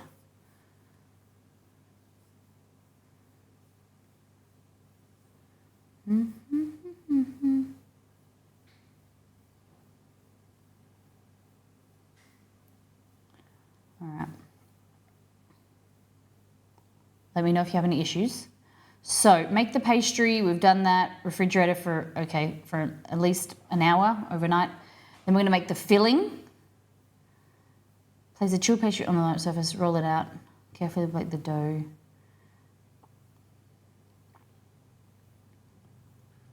Okay. Place the pie. Oh, I didn't pre-bake this. I don't like this recipe isn't par-baked the pie. Interesting. It says I can't open the page because the address is invalid. Okay, give me 2 seconds. Oh, let me see what I can do.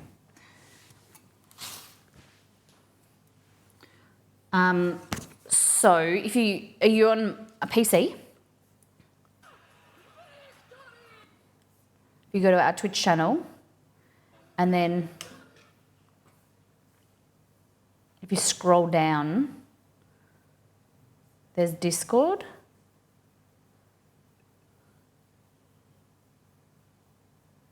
iPad currently. Okay.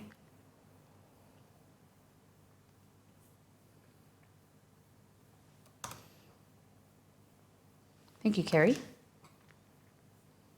That's all right.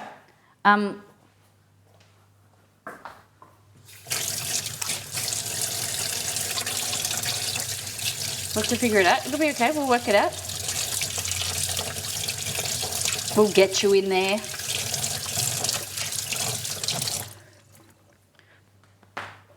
This is the one Exceed gave me. Okay.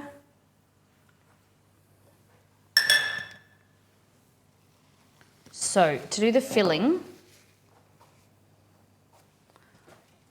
I don't know if I should pre-bake.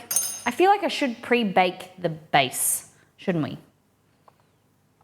But this recipe that I'm looking at, I've written, maybe I'm reading it wrong. Okay.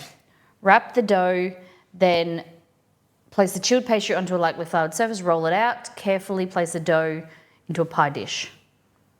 Place the pecans over the pie crust, set aside, whisk the ingredients. So it's just top and fill. Thank you very much for being here, Ashley. Have a great night. Hopefully we get to see you later. Take care. Today's Friday, isn't it? Have a great weekend. Okay. All right. So we'll just do it as it says. Same thing happens. I've tried on my iMac too. Must be, it's just my setup. Thank you. No, yep, all good. Message me on Discord. And message me on Twitch if you have any issues, but we'll try and find a way. Okay. Let me try here. Oh, my bra strap showing. What a hussy. Just joking. Okay, let me try here. See how the other people, pecan, Kerry, with your pecan pie bars that you've made before, have you pre-baked the base? It's the song for it. Okay. Bum, bum, bum. Brown, come on then. Bake the crust. Okay, so this one, yeah, pre-bake. Okay.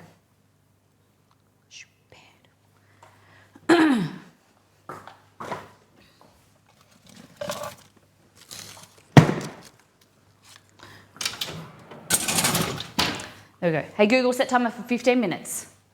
Yes, the filling doesn't see through. Yeah. 15 minutes. I don't know why. Now. My pecan pie. Oh, the pecan pie. I don't know why I've written it like that, but it's good to improve old recipes, right? That's why that current recipe is not on the website.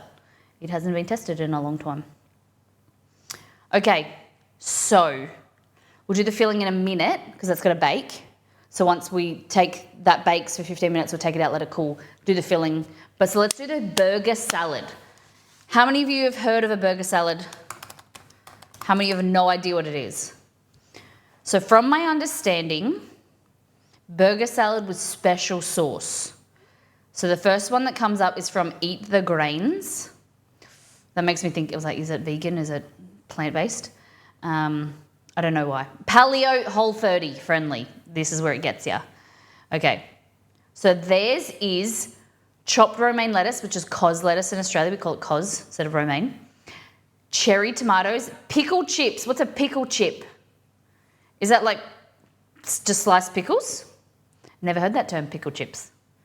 If you said, do you want pickle chips? I would think they're dehydrated pickles. Wouldn't you? Sliced red onion, jalapeno, avocado. Also, everything you have in a burger. Shredded cheese, ground beef, onion, mustard. Okay, and then just a special sauce. Easy. What do you want in your burger salad, guys? Lettuce, of course. red onion. What else do we want? I got ground beef, mince, cheese. Not a massive fan of tomatoes, to be honest, but I'll do it for you guys. Do it for chat. Onion. What else do they say?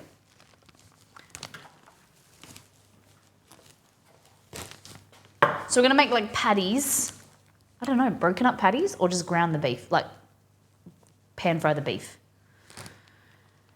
Onion, cheese, tomato. They use avocado. Avocado.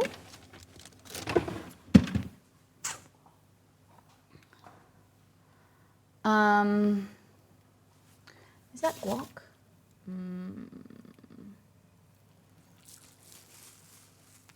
All right, lettuce. Okay, here. We need more lettuce. This is a guac that I made the other day. I don't know if it's still good. It's in cupboard. Let's have a look.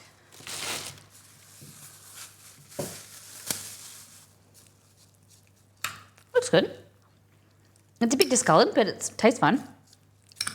Yum. Nice. Easy. Don't have to use that now.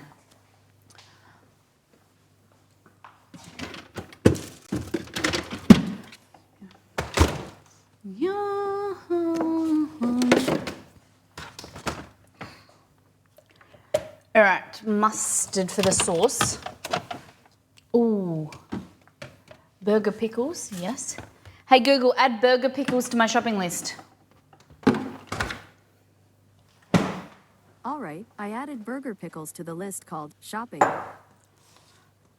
Hey Google, what is a pickle chip? On the website cooksinfo.com, they say, pickled cucumbers sliced so as to form rounds, as is done with bread and butter pickles. Such rounds that have also been breaded or battered and deep fried, pickle-flavored potato chips. See, that's confusing. It's not a deep fried pickle, but it could be. I'm assuming that they mean like pickles cut in, these are burger pickles, cut in like slices. Okay. So the base of our salad is going to be lettuce. We're going to have to cook this ground beef. So here I have chicken a la Chester that I'll just kind of cut up for him. And then to in here, these juices. Easy peasy.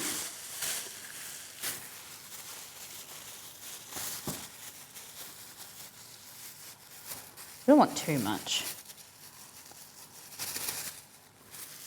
Put the rest in the back in the fridge. Probably exceed like an actual burger. Do you think, what are your thoughts on croutons in a burger salad? Like, you feel me? You understand what I mean? Like, it's a burger salad, so wouldn't croutons be a thing?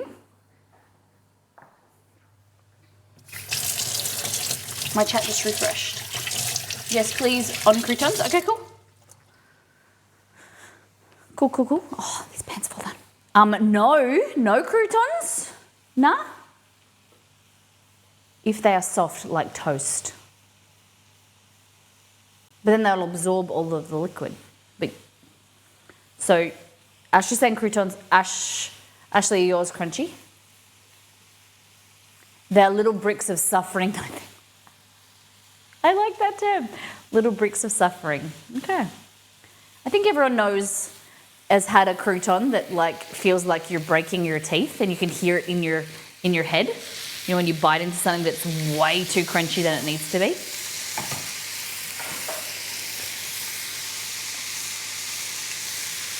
Yeah, it's just real rock hard.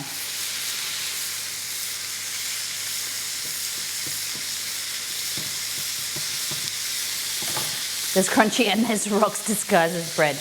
Yeah, and it's usually they're actually usually like really big. They're like the croutons that are that big, and you got to like bite. It's like a whole mouthful of bread. Yeah.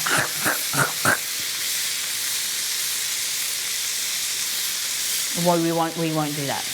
We'll have soft croutons. How about that?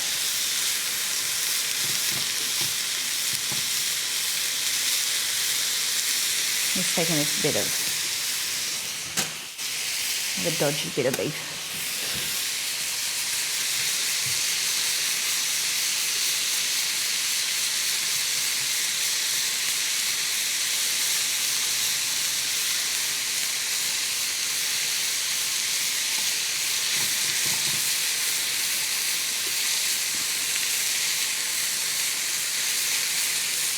Go. I like them small so I can beat them in a bag for smaller pieces. Okay, just break it up. I find that like depends what bread people use. Like sourdough, you know when you toast sourdough and like the crust is like, it feels like it's gonna cut your face. Like it's really like sourdough toast, let alone croutons. It's like it's been sharpened like an axe sometimes. It feels like it's going to cut you. The sourdough I don't think is as good for croutons. It needs to be like a softer bread. I like the flavour of sourdough croutons, but it can't be the crust. That's like a weapon. So this is just plain old ground beef with some salt, like that, and some freshly ground pepper. Beautiful. I kind of want like bigger chunks. I don't want to break it all up into mince. You know, like small chunks. I want larger pieces. Like, you know when you're eating a salad and you have like chicken chunks, like bite-sized pieces. This pan is too small for the elements, you would say. And so it's like burning my hands just to be over top because the heat's gone. Sorry, no. What is it like to eat a salad? What did I say? Oh gosh. Bite size. What do you mean? What did I say?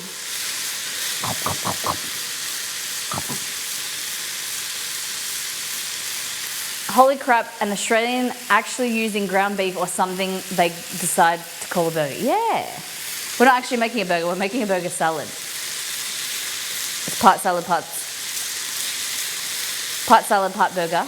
Maybe even part sandwich. How you doing, Joe Fry? So it's like larb? Yeah, very similar to larb with like a Thousand Island or a burger dressing, 100%.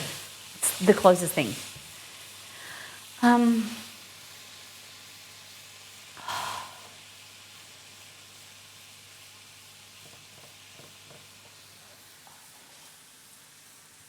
Just try not to my mind to be preoccupied.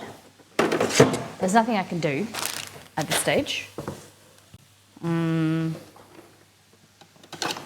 Okay, so we're gonna need a bowl. We're going to construct our salad. Okay, this is a nice bowl. A larb is amazing. Thank you, Jay Fry. There is a larb recipe on my website, missmollymakes.com. You all need larb in your life. It is so amazing. This is so flavorful. I feel like it's an underappreciated recipe on the website. It is pork or chicken, or you can use whatever protein you want to make the larb. It is like a flavor punch. It's so yummy. Check it out. Check it out now. Okay, we've got lettuce. This lettuce you might call romaine. We call cos. Just cos. Just cos.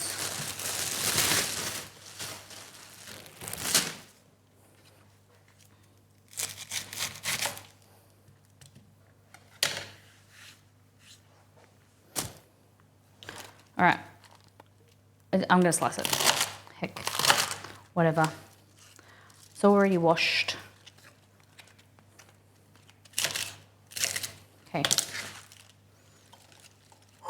Chicken lab is my also a personal favorite. Okay. This is like a taco salad. Well, taco burrito. I wouldn't say taco. I'm not adding jalapenos. It's taco, okay? No, it's burrito. No, it's shit. It's a burger salad. Things you put in a burger, you don't necessarily put in a taco. It's not Mexican themed, okay? Or Texas themed. So lettuce. This says use cherry tomatoes, but I ain't got none. So I'm just going to use chunks of this.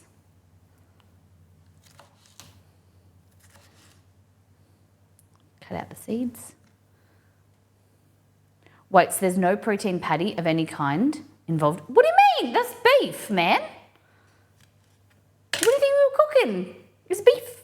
It's deconstructed. Guys, we have to talk like this today because we are making a deconstructed burger from those heathens in America. We are being posh and we are deconstructing it into a salad. And then we are making a pecan pie. Pecan pie bars. Bars. Pecan pie bars. You have to you can't say pecan pie bars. You have to say bars. Make a pecan pie bar. Deconstructed, like when you deconstructed those wine glasses. Hey. Nobody needs to know about that. This is why I was saying to chat on Monday why I don't have, because someone said, we're talking about dishwashers, and someone was talking about they don't put their crystal glasses in the dishwasher. And I was like, I don't even have crystal anymore because I break them all. Are they squares or bars? Oh my God, don't even get into that conversation. Jayza, how you doing? Let's not talk about bars versus squares or bites.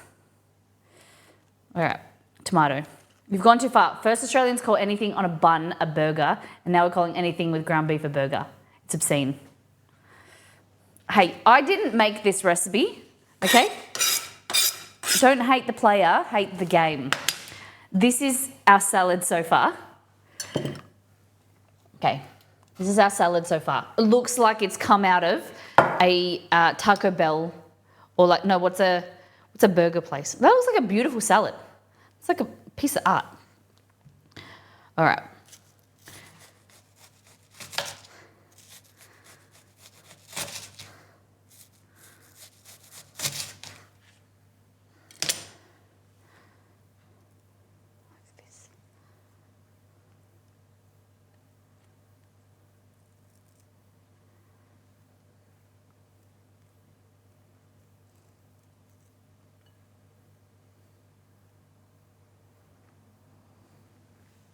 Beautiful. Stop. I don't think we would claim a salad. You could. Oh, and cheese? Don't worry, honey. I got cheese. Cheese, police.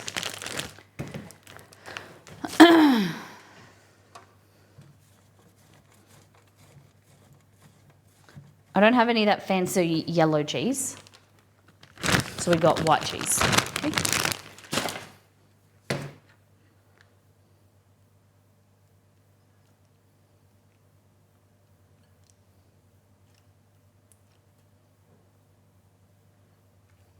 Like that.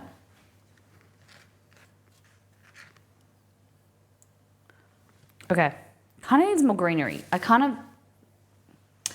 The guac, I don't know, is the right thing, is the right play. Let's just do a little bit. That's the more Mexican part of it. The dog next door is like talking. He's going rah, rah, rah, rah, rah.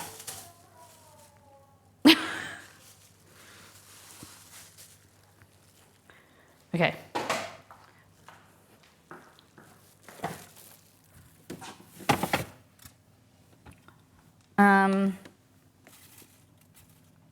Pickles? I don't want to do jalapenos. I don't like jalapenos in a burger. Blech. Have you seen the TikTok lady who does It ain't gonna slide down easy if it ain't cheesy. No. We call it COS. C-O-S. Just COS. Tanara Double Chocolate Productions.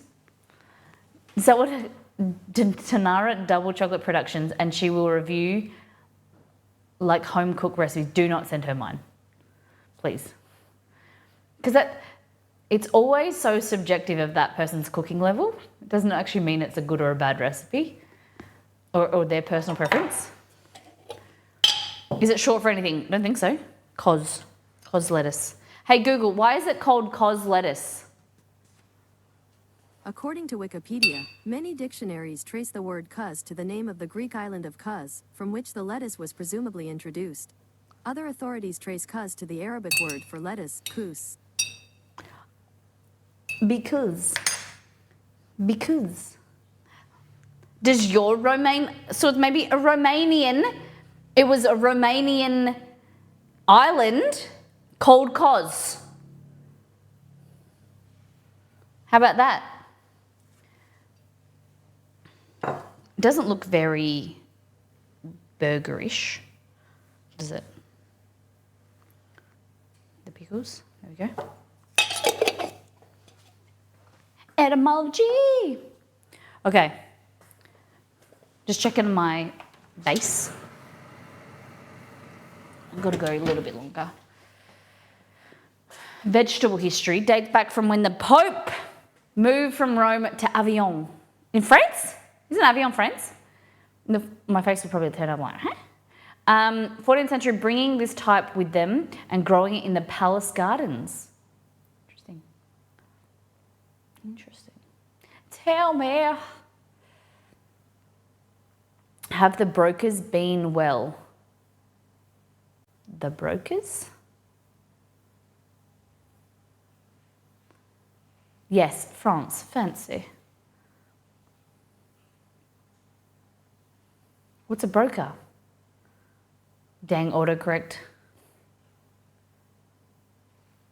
You mean Borkers?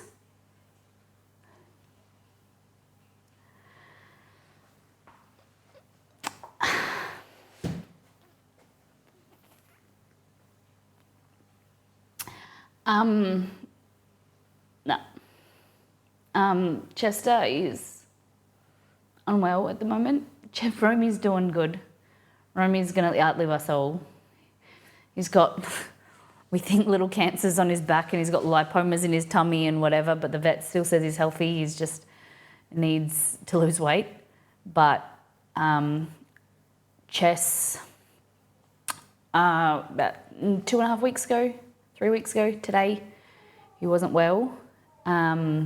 And we took him to the vet and hospitalised for 3 days. He has some type of possible tumour in his bowel and inflamed liver and possible some type of nodule on his spleen, we're not sure. But then we've taken him to an oncologist and a specialist, and she thinks that maybe unrelated, maybe some type of leukemia as well, we're not sure. But we've got him home and he's spent the last 2.5 weeks being really, really good. Wouldn't even know, yesterday wouldn't even know he was unwell. He's full of energy, he's eating, but this morning he's, we don't know if it's just something he's eaten, we don't know. He's just had a bit of diarrhea and he's sleeping. So we're just hoping that, this isn't him starting to deteriorate before we get the news we've just sent a blood test over to Sydney. So we're just waiting to see. I've given him a little bit of chicken this morning. He doesn't really want his normal dog food. He's just sleeping in our bedroom. So I'm trying to stay positive. I'm trying not to think about it as I'm cooking. And I love your prayers and your thoughts. The community has been so, so amazing. I have been doing better the last few days, but coming to terms with it is really hard because we don't know. We nearly put him down 2 weeks ago and he's only 6. Whereas Romeo's 12. yeah, like it's working by yourself and working from home can be quite lonely, isolating, but you have them. Exceed works from home, but it's really, I've been reading, it's called preemptive grief, because you know what's coming. You're just grieving, but you're like on razor blade edge type thing. Like he's good sometimes, and then he's trying to be grateful, trying to like stay positive, but it's exhausting. And yeah, now I just have this gut feeling in my stomach again that we had 2 weeks ago, and just trying to stay positive. And this morning he had an upset stomach. He's still been wagging his tail on things, but now he's kind of sleeping. So just keeping an eye on it. And yeah, just heard his tail or his collar jingle. But yeah, I'm trying not to be down. I'm trying to be positive and take it one step at a time. Thank you. We so appreciate it. All right, so we've got this here is our beef. I'm going to put that aside while I get out this. I know pie crust. I know I'm getting it out. There we go. So we want to let that cool slightly, and then we're going to make our topping. Okay? No, that's okay. I understand. I completely understand. You're a busy man, and there's so many community members who have been a part of the community since when we brought him home. We've been streaming for 6.5 years, and we've had Chester for nearly 6 years, because we got him in the start of December, I think. He was 8 weeks old. So people have seen us bring him home, toilet train him, talk about him grow and become fluffier, and toilet train, and then move to Perth, and then, been a part of the experience.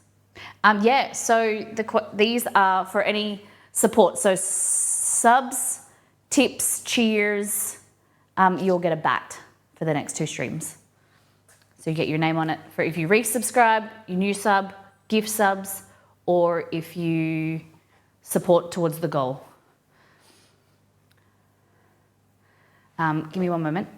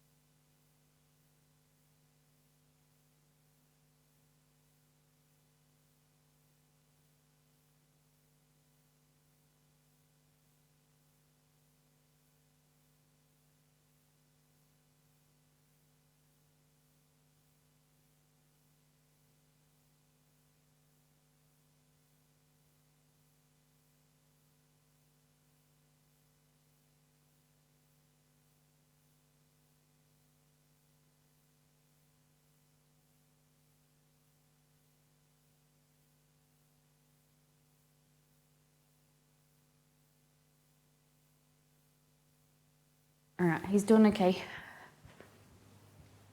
I'm just going to give some of this chicken to Exceed. Spooky moves are the devil. You reckon? I'm not I don't follow too much of Halloween or movies and things like that. I'm not into jump scares, scary movies like thrillers and things like that. A lot of our community members are.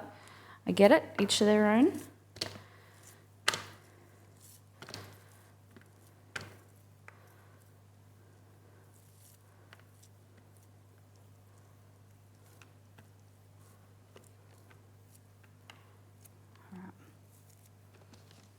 Hello, big guy.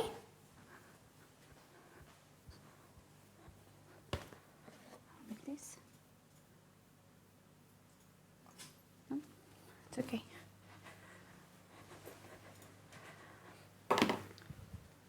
Good boy.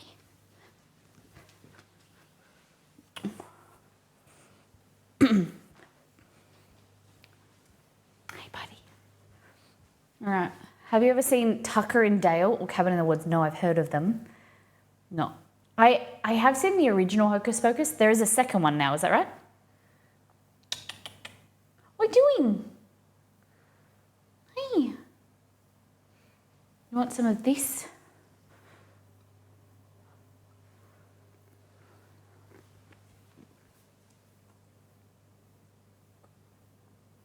That's okay.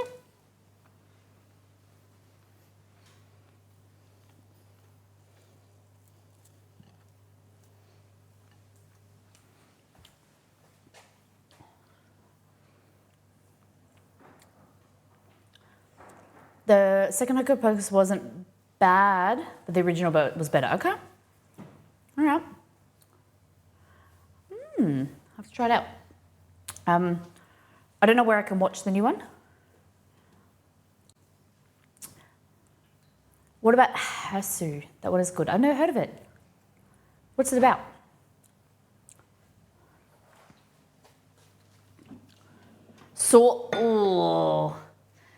Five Nights at Freddy's. Isn't that a video game?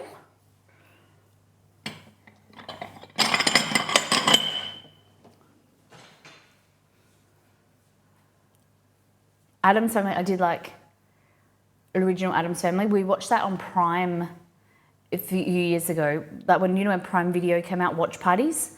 We did one of them with the community. But never seen, I don't know if there's an updated one, or I haven't seen Wednesday. Is that Wednesday? Is that the TV show? You know, like the Wednesday Addams one?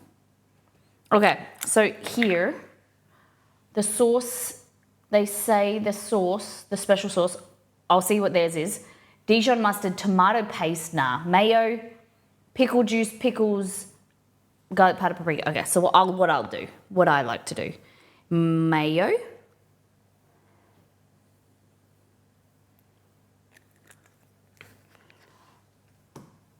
and then Dijon mustard or American mustard.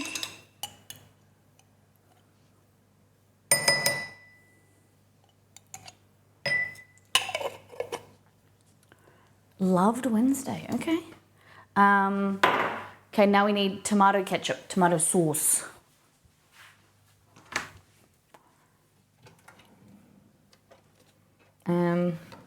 Use a bit of hot sauce as well if you want. Just emptying my kettle out. Did anyone know, okay, Exceed kind of was a bit weirded out by this morning. If you've got a kettle and it's got like build up, like a tea kettle, and it's got build up underneath, or even with your coffee machine, you cut up lemons and you put boiled lemons like once or twice in here and it cleans the kettle. Have you ever done that? Descales it?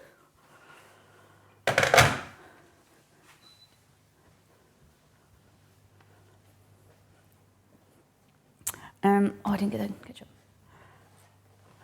Vinegar, acid. Yeah. Oh, there it is.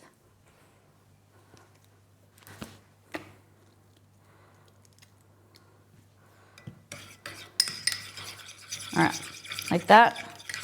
So tomato, mustard, or ketchup, mustard, and mayo. Like that. Yum. It's like a whole. And then I like to pickle juice. There's such a variety of mustards, 100%, yep. Different variations. French mustard, American mustard, whole grain mustard's my favourite, mine and Exceed's favourite. Big chunks of whole grain seeds. Okay, bit of pickles. And then you could add some chopped up pickles in there, but I can't be bothered. Odd hot sauce if you want to. And then add some chopped onions as well. But I don't have a chopping board. Oh, it's over there.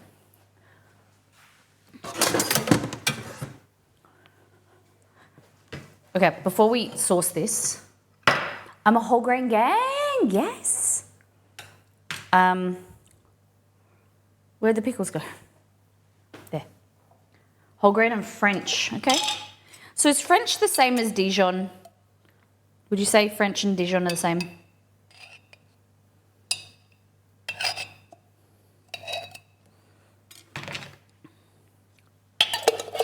There's a whole grain mustard. Oh, it's so good.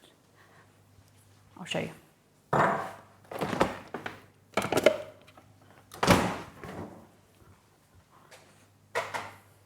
This.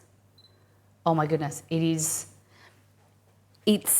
not as potent, but it's got like a, you don't necessarily crunch on them, but they're kind of like the seeds, if you put it in your mouth directly, they have like some seeds and crunchier, kind of like a caviar, but it doesn't pop as much. So some people hate it, but in a burger or a sandwich, it's really nice.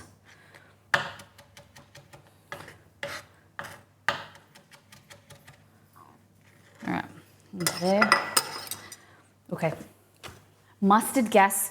Hey Google, is mustard gas from mustard seeds?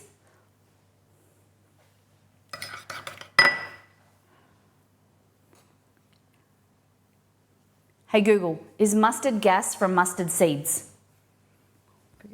On the website cfr.org, they say, does mustard gas have anything to do with mustard? No, in some forms it is yellowish and reputedly smells like mustard, but its aroma has also been likened to the smell of horseradish, garlic, and apples. People also sometimes ask me, what made up mustard gas? Do you want to hear the answer? Yes.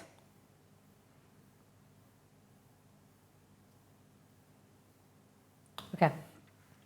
Into this bowl. Now we're getting back onto our pecan pie because I want to get it in the oven ASAP. 2 eggs. You want 1 cup of maple syrup. We're doing 2/3, remember? So 2/3 of maple syrup or corn syrup, glucose syrup. All right.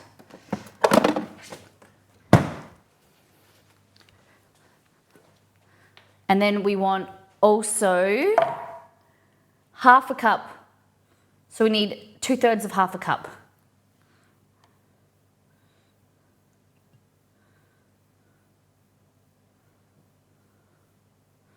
There we go. Perfect. Nearly, basically all of it. All right. We will never know the answer. Hey Google, where does mustard gas come from? Here is some information for, why is it called mustard gas? On the website ncbi.nlm.nih.gov, they say, mustard gas, which was named for its yellow-brown color and mustard smell, has been in the news lately because of its use in the Middle East, including against civilians in Syria and Iraq. Cool, man. Totally not acting this song out.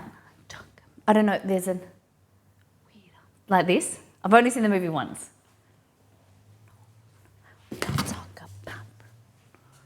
Okay. So 1/2 cup, 2 of them, I'm going to do 1/3 of a cup. No.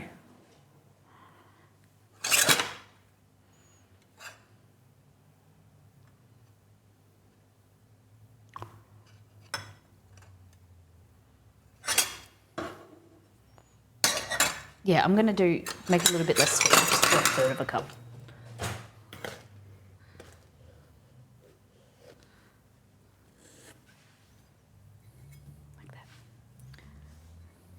This is my least favourite song from the movie and it's incredible rewatchable. Yeah? Okay. So into here we have eggs, 2 eggs, 2/3 of a cup of maple syrup, 1/3 of a cup of brown sugar, bit of vanilla extract.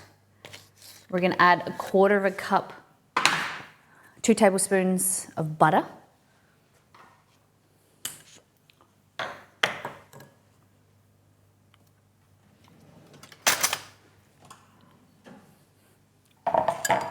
You like my music playlist? So it's 1/4 cup. So that's 40 grams, two tablespoons, yep.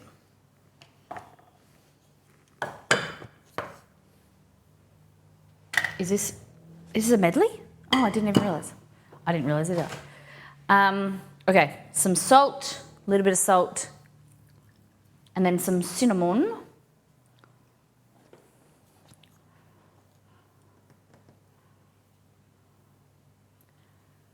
Cinnamon, half a teaspoon, so 1/4 teaspoon. There we go. Just want to melt the butter.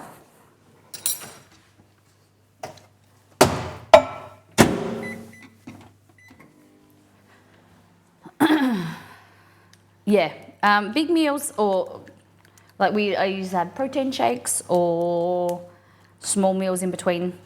We cook way less than I used to. We used to stream 5 days a week and it was like way too much food. Or it was like way too heavy. A lot of people want to see like delicious burgers and pretzels and breads and, you know, things like that. They don't want to see like everyday food as much. It's not as exciting. So,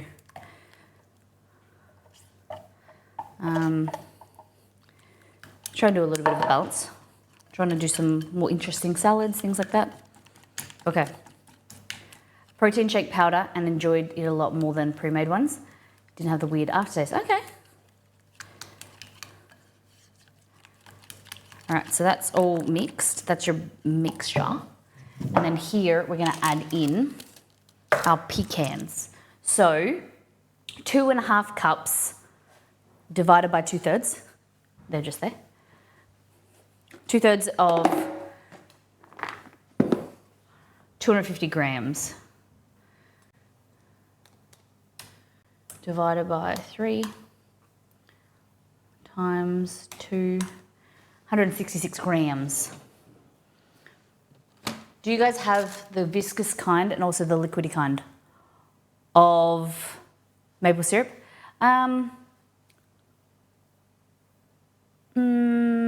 I suppose so. Some brands are thicker than others. Like this is quite thick.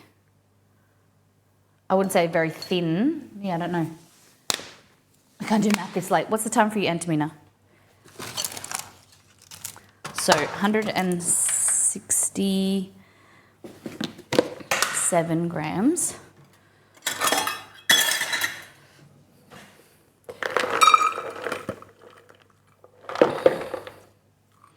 Oh.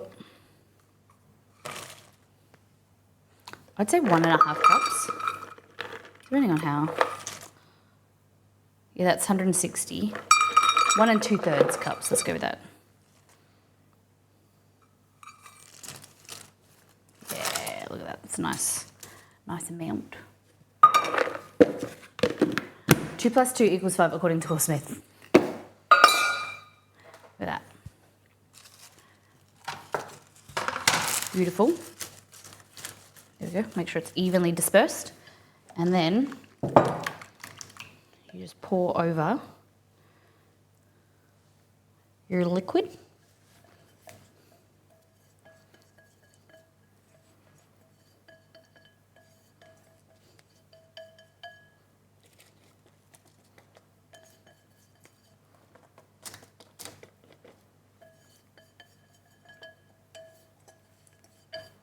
Delicious. Mama Molly and my stepdad Paul are back from holidays. They got home yesterday, so this will probably be taken over their house. Okay. So if you don't have maple syrup, you can use corn syrup if you like. Corn syrup, so the thing is corn syrup is different to light corn syrup is different to high fructose corn syrup. Corn syrup is glucose. Glucose can come from corn, come from other places, but it's clear. But then you've got high fructose corn syrup that's not very good. Obviously, they're all sugars. Maple syrup is still a sugar, still a carbohydrate, and it should be still kind of kept in moderation. But corn syrup is different to high fructose corn syrup. Yeah. But some people get them mixed up. So like some recipes call for light corn syrup and people think, oh my God, no, I want maple syrup, like, or whatever. But they're a little bit different. Hey Google, what's the difference between corn syrup and high fructose corn syrup? On the website WashingtonPost.com, they say, high fructose corn syrup is corn syrup that has been further treated with enzymes to break down some of the glucose into another common sugar, fructose. Fructose is the sweetest of the common sugars, McGee says, which makes high fructose sweeter than regular corn syrup. So like if you taste a glucose syrup or a light corn syrup, it's not very sweet. It's not sweeter than maple syrup.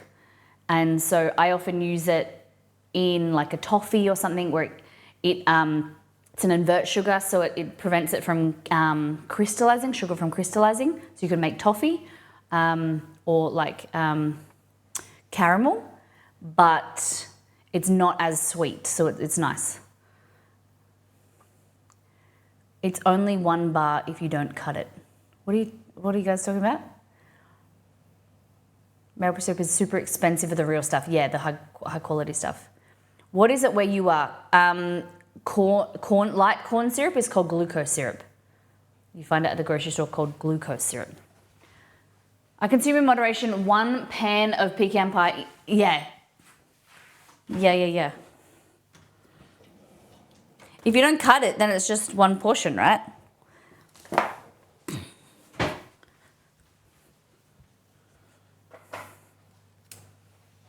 Like that. What is it? Exclamation mark time. What time? I don't know if it comes up, but it's 10:48 a.m.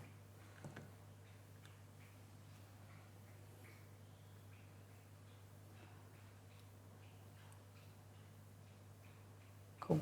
He just drinking, which is great. Great. Same for brownie portions, yes. All right, let me put this in the fridge. Excuse me. Okay, so we bake this for about 20 minutes, I think. Let me check.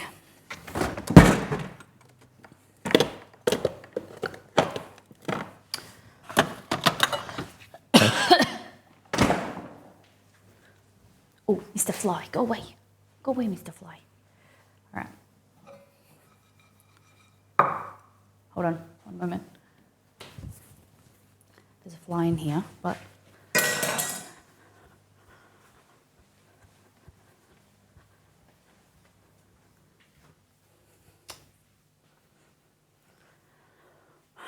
Poor Chewy.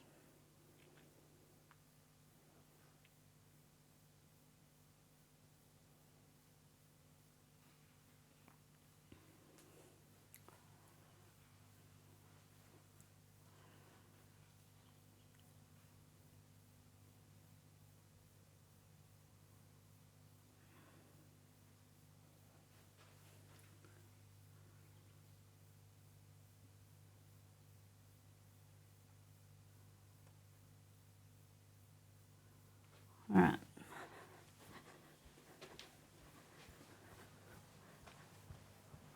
Okay. All right, I'm just gonna be right back for 2 seconds. I'm just gonna go outside and just check something. I'll be 2 seconds. Good morning, good evening, good afternoon. We've been streaming for, 8 to 9, 10, 11 to 4 hours and 16 minutes. We have made a mess. Because you've humanized the bunny so much, I feel like I'm like drinking bunny bits. Like there's chunky bits in there and I feel like it's like chunks of bunny. So yours is either coconut or yeah. Please be coconut. spoiled milk. Please be coconut. Mine, I think, is stink bug or toasted marshmallow. Cheers. Thank you, Liz. Thank you. Mine's stink bug. Oh, what's the milk? Oh, it's so gross. Mine tastes meaty. The stink bug tastes like you've eaten like... They're both bad. Oh, God. Ugh, yeah, mother. Please be banana. Mine's rotten egg. What the heck? It's banana, baby. Is it? It's banana. You want mine? No. I feel like I don't have that part of my tongue anymore. That will seem super creepy if I say what I'm going to say. C-U-S-T-A-R-D, custard, custard, C-U-S-T-A-R-D, custard. Guys, it's hard to turn that word into our thank you song. I don't know how to do the chewy noise. Ah! That is not a chewy noise. Hands out. Was it a weird thing to do? I'm sorry. No, obviously you can open your eyes. You've been looking at it. It's been there the whole time. Your mucus should not look this color. You sick. You sick? I know your mum's probably telling you that you're not, but you sick, bro. You sick. You need some medication, some antibiotics, antivirals, something. Maybe a new immune system, because that ain't normal for your snot. It's gonna be licorice because Cad loves me. Cad, thank you for the $10. Oh, he's going straight. Oh, it's so gross. Right, a lot of that water Yeah. is finding its way onto my leg when you move it from bowl to hair. Okay. So you don't want it in your balls. I mean, 9:57 Guys, a.m. I'm going. This is the before. Remember the before so that you can compare it to the after, all right? I don't like it. I think it is not very good. I don't like the color. I don't like what it does to me. I don't like much. I don't like much about it at all. when you say what he doesn't do to you, what do you think it does to you? Well, it's sort of half green, half silver. Yeah. Like it doesn't really go. It either makes me old or sick. There it is. What? What the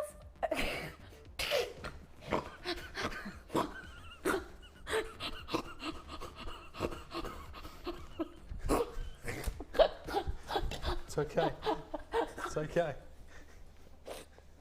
What the fuck is that? Oh my god. What is that emoji? It's okay.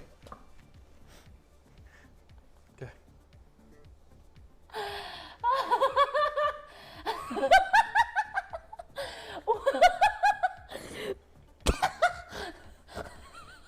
We are going to spend 10 minutes trying to get the wrapper off a gummy bear that did melt.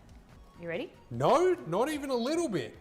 How are you supposed to? What? I just suck it off the wrapper? Yeah, and you were supposed to suck it off that side too, but whatever. All right, you ready? Okay. See you on the other side. Whatever this is. Worst mistake ever. Oh! Oh, Oh god, it's so God, spicy. it's so hot. Oh! Oh my god. Oh. My mouth, my tongue, it's getting hotter. Oh. Oh, I can't talk. Oh, I'm stun locked. I'm dribbling. Oh, that's the hottest thing I've ever eaten. Oh, it hurts so much. Oh, oh God. Oh, can I get a drink now? Yeah, it's getting Oh worse. my goodness. It's so hot. It hurts so much. That was the most intense heat I've ever felt. I'm still. How are you still okay? My mouth is like fucking on fire. It was a little gummy bear.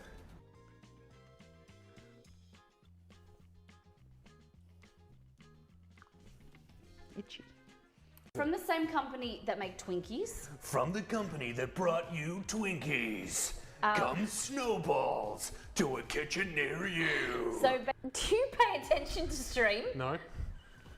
Like kind of. I don't know. You talk a lot.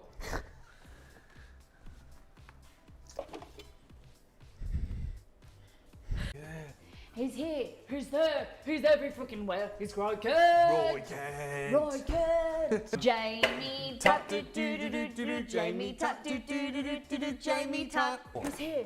Who's there? Who's every fucking way? Who's Rocket? How many hours do we have on that kimchi again? Woo! 11 o'clock. Sorry, why the kick. why the karate kick? And kimchi. All right, we're doing kimchi. Kate, what the heck? Well, Kate doesn't get a high kick, so only for kimchi. The real HMC. Appreciate it, guys. Thank you. You know what I cheer about? All in together. All in together. Together. Together.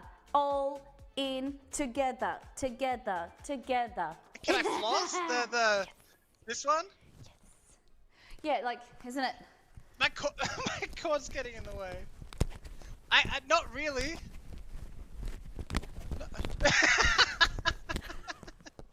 Yo, she spent way too much time in the mirror practicing that chat. No. She gets out of the shower and she's like, "All right, time to air dry." Yes. Oh, I'm so fabulous. I'm so fabulous. I'm so excited to hear that. You are go here. pretty fabulous, dear. Thanks, But it's dear. a weird thing to say. I did shit the bed last time, so I'm not really... Not as wrong as my daughter putting ice cream on Hawaiian pizza. Bro. We were watching... Bro, what did you just say? There's a pretty strong accent. Pretty stabby. Yeah. He never seems to open his mouth all the time. And when he talks, his head just goes back. It's unbelievable. Hello. All right. I'm just trying to turn my aircon on. Because he's just going to ring the vet and just have a chat to the vet, see what she says. The specialist, and yeah, we're just a bit unsure of what to do. Do you like the moments? They're quite funny. I only have like 3 shirts that I wear. I can see, yeah. He has shirts that are comfortable that he can just put on stream. That coloured one, the Hawaiian one, he doesn't have to iron. Even when he washes it, it's like, it kind of like doesn't have any crinkles in it, so he likes it. And it's nice. He wore it to the beach the other day with the dogs. We took the boys to the beach.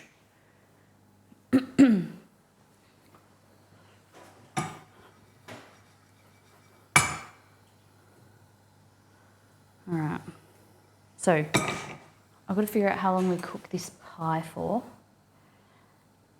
20 minutes before tenting. I don't think we need to tent it because it's not going up the sides.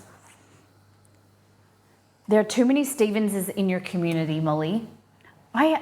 We're very lucky, the lovely Stevensons. We don't often get to see them. They're busy streamers now, and they're traveling to PAX and cons and everything, but we do love them. Ben, if you make it like Highlander. What? What's Highlander mean? Huh? All right.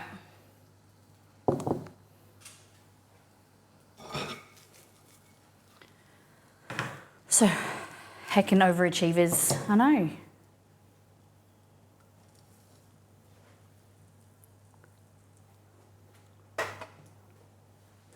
All right.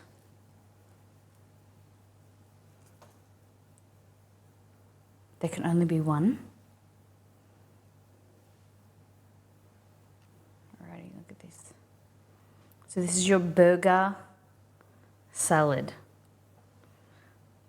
It doesn't look very great, I'm gonna have to say.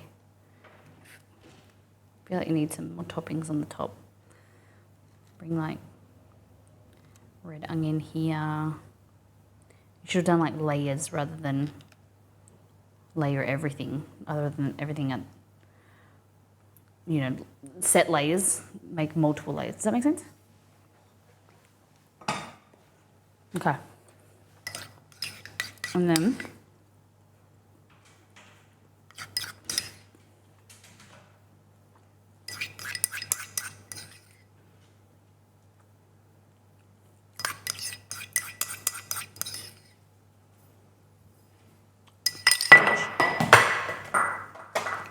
cool, love that from me. Love that.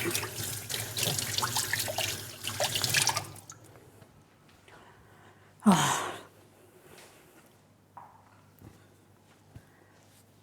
To this day, it cracks me up that I found Ari's stream through Twitch things, and for months I didn't realise you had inspired her to start. I don't think I inspired her to start. It would be not like, she was so talented, and like we always knew that she was an amazing singer. I don't think it was anything to do with me. I can't claim that. Obviously, I said, like, do it. Cool, like, watch your streams and stuff, but I don't think it was anything to do with us. Does she? No. Surely she doesn't. Not me. Not me and Exceed ourselves. Probably multiple people.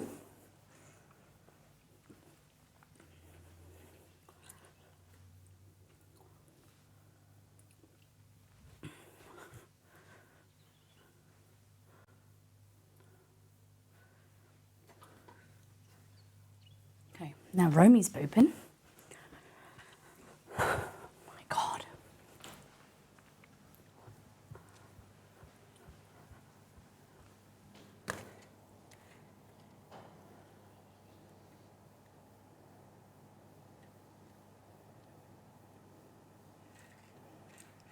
I'm on dog patrol.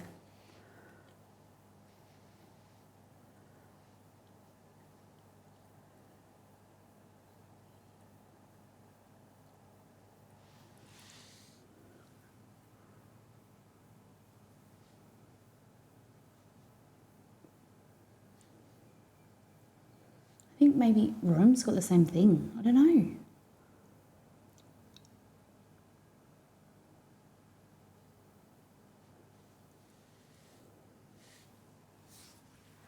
Oh my God.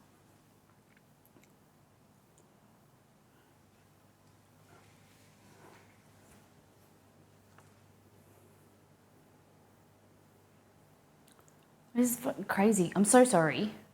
I've got...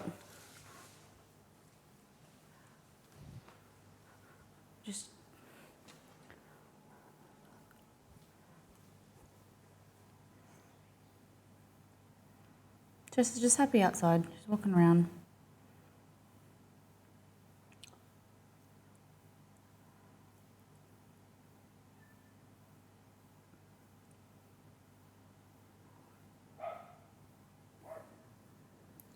Okay. We're all good. Have you ever made your own pickles? I have. I think you're a part of it. I don't know. I appreciate that. I think she's fantastic. She's so talented. She has great community, you know, that she's doing great things. I'm sad that I was, you know, I always knew that Exceed and I were both sort of sad that Twitch Sings ended, but I think that the music community have pivoted and doing great things.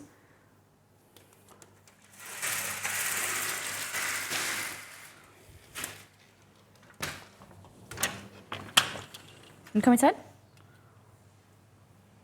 Come in. Come on, Remy. Come on. Good boy. Good boy. You just got your tummy. Remy. Door shutting. Do we make him go around? Do we make him go around the side? You beautiful boy. Okay, don't want when you're being sick.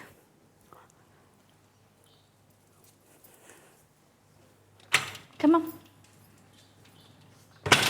Good boys.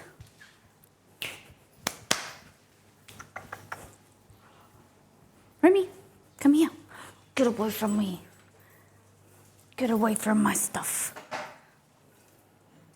These are my beautiful boys, my world, if I could say. You know, my children. Oh. Sit.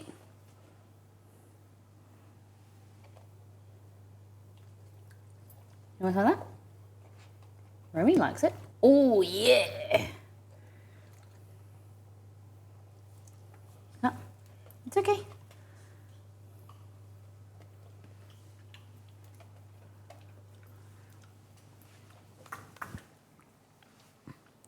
Hey, what do you think? What do you think?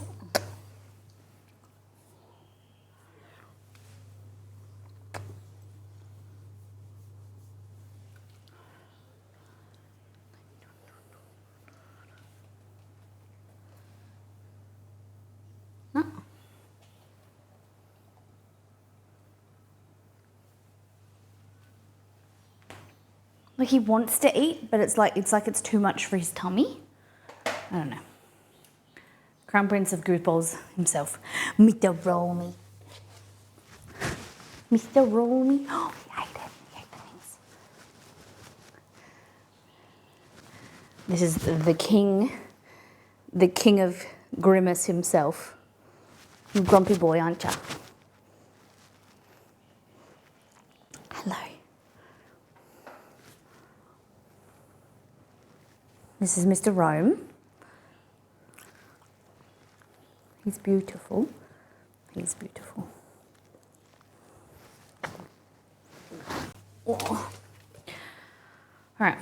Chester's looking like he wants to eat the mince, but the mince has salt and pepper on it, so I don't want to give it to him.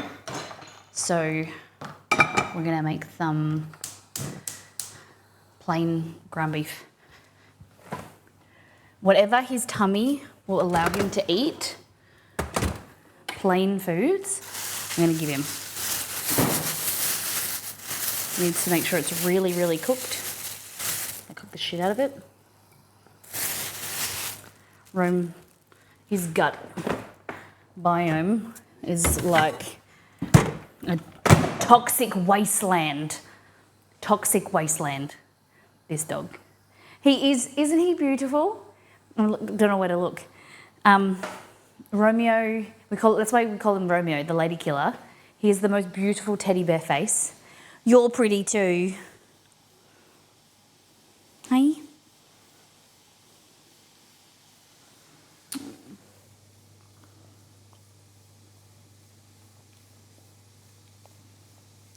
Dad's on the phone to the vet.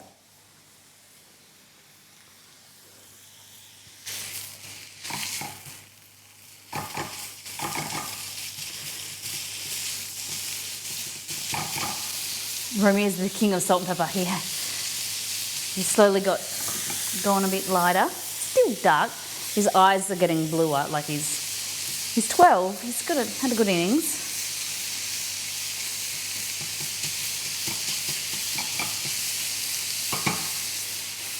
But I'm hoping that it's just something that he's eaten, made him got a bit of an upset stomach, and then he'll be okay. Just going to get some good nutrients in him. He's had some probiotics this morning.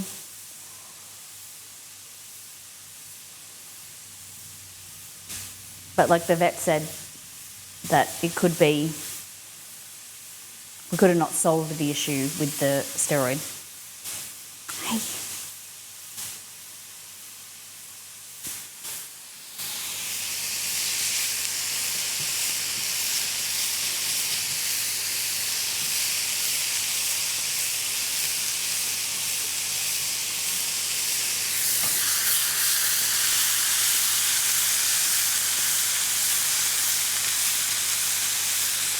But anyway, I was curious, have you ever real wasabi from the root? No.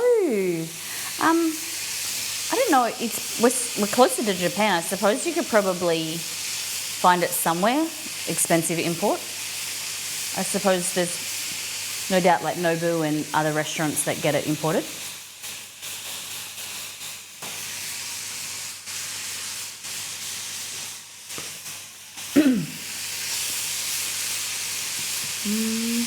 How long do you think that's been in the oven? Oh God, it smells so good.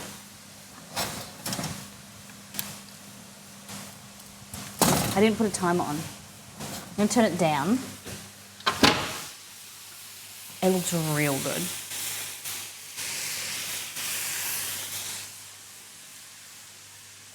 Good boy.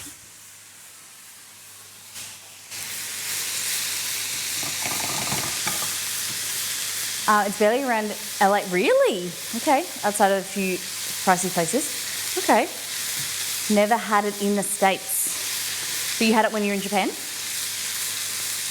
You went on that Japan trip, didn't you? Because I wasn't sure if that was because you were doing it after, like, in 2020 or something. I wasn't sure if COVID affected it. Yeah, only in Japan.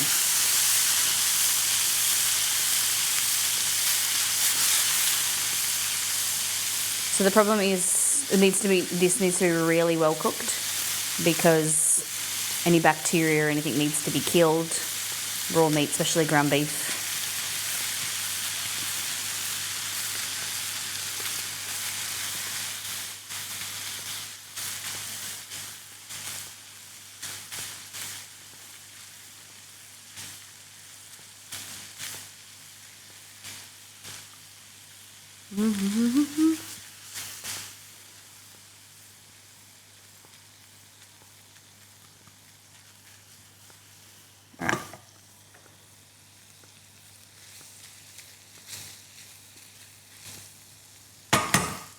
What's the most important ingredient for good larb? I think lemon juice, like lime juice. You know, it needs to have a balance. There's like no one single ingredient. I think that it needs to have texture, it needs to have acid, it needs to be like fresh. Like I do chopped up water chestnuts and for like textural element or like crunch, freshness and crunch. And then you have like toasted coconut in there that is like a little bit crunchy and adds like some nice flavour. And then lime juice adds really, really nice flavour, just like a vibrancy. Yeah, I've only had like a few. I wouldn't say I'm like an expert in larb, but I like my larb. What do you think is important for you? That checks out for sure. Onion in second place. What type of onion though? A red onion or like a scallion, spring onion? All right, let's dig into this. I think we're gonna take that out. That has to cool. We can't cut it in on stream anyway. I've only had lime once and the lime really stood out. Very important kind of acidity, yeah. Acidic juice being number one checks out, yeah. And then you can add pork, you can do beef. My mother-in-law, my dad's wife, I really called her, I don't know, I've never really called her my mother-in-law yet because I just got married. Even though my mum and Paul have been together for 6 years or something. They're not married, but I call them my father-in-law. Anyway, my mother-in-law is from Thailand and she doesn't eat beef, but they eat pork. So that's why it's very common. The larb is originally from Laos, but there's different variations of larb. Thai, Malaysian larb, Lao larb, and they make it all slightly different. And so she has pork. I haven't made it for her yet. I should. Okay, let's get the pie out. The poi. Then this has red onions barely cooked. Okay. I think it's been 20 minutes.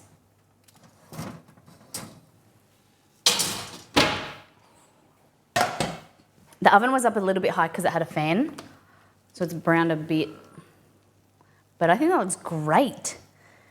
So the plan is to let this cool completely, and then when you slice it, you get shortbread on the base, and then, yeah, it's nicely cooked.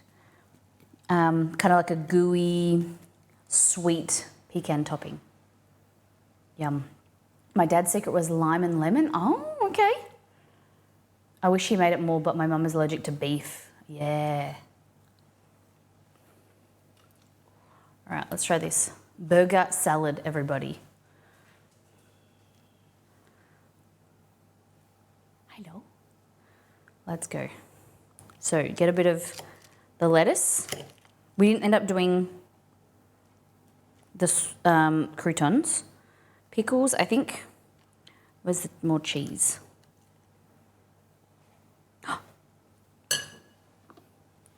Hello.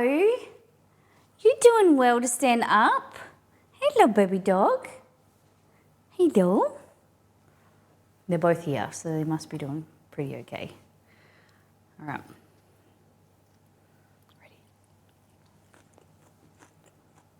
Ready? Oh, it's good.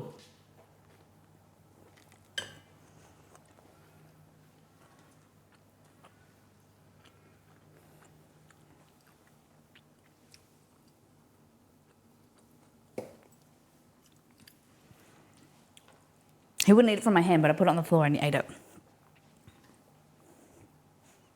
And he licked the floor. Fuck yeah.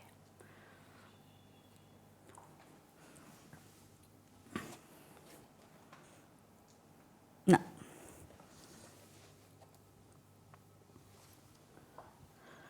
He's a weird fucking eater, seriously. You put something in your hand, he won't eat it. You put too much in front of him, he won't eat it. You put a little bit or put it near him and he'll eat it. It's very confusing. You didn't like the smell of that one.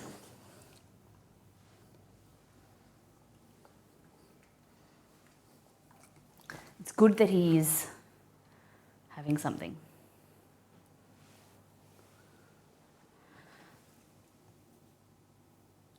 Oh boy. So chicken and beef. The only person I know from Thailand is allergic to beef. I know that Thais don't eat beef. Like my mother-in-law, because of their religion, they don't eat beef. Fuck, Jess, you're making me so happy.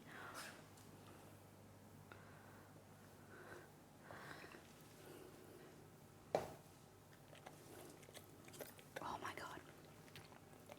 Let's just hope he's had just a stomach bug. Because he's still hungry, he's still eating, he's still drinking.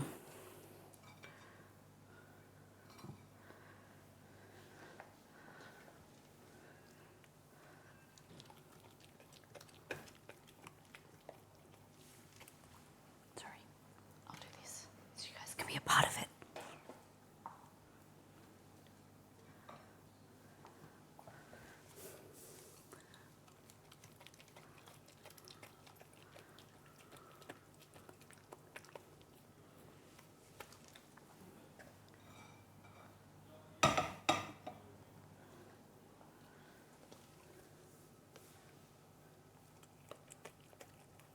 All right.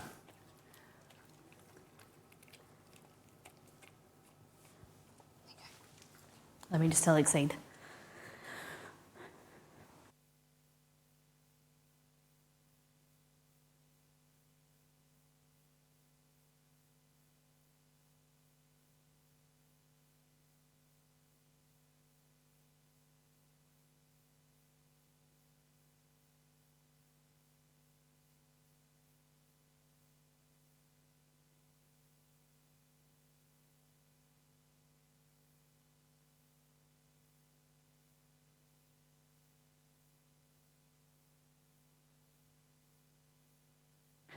Good boy. He's licking his lips. I'll just give him a little bit of time. Keep an eye on him. Okay. Bacon. I remember you saying this song that you always said it was bacon. Yeah, I'm a fan.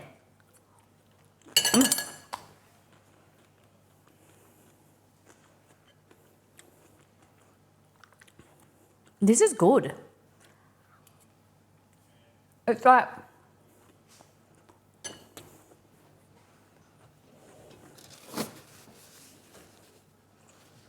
it's what you would want. Lighter than a burger. Flavorful. Really simple to throw together. Nice bit of cheese kind of makes it not feel as healthy. Like it's still healthy. A little bit of sauce. Pickles are nice. Crunch. This is good.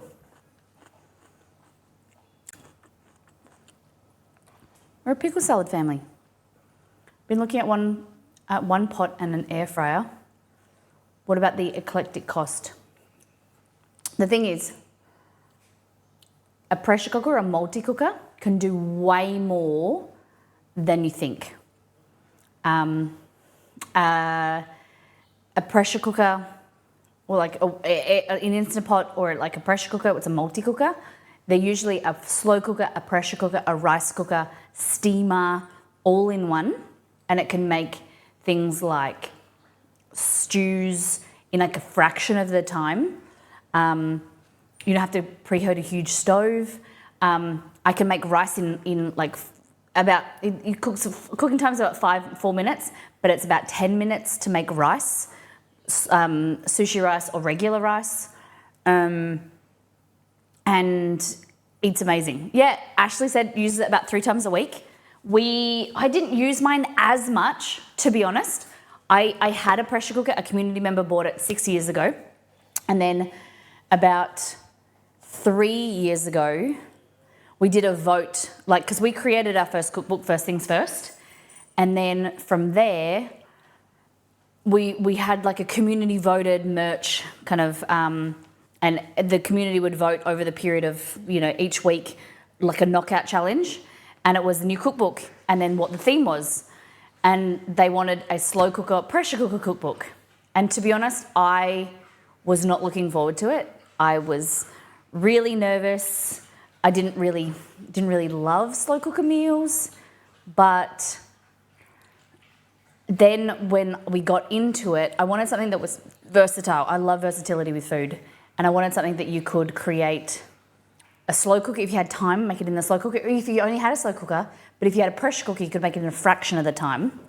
And so then when we created this, it was pressure cooker versus solo servings, and this book goes into getting the most out of your slow cooker, getting the most out of your pressure cooker, and then from there, like tips and tricks and troubleshooting, converting slow cooker to pressure cooker or to stove, things like that.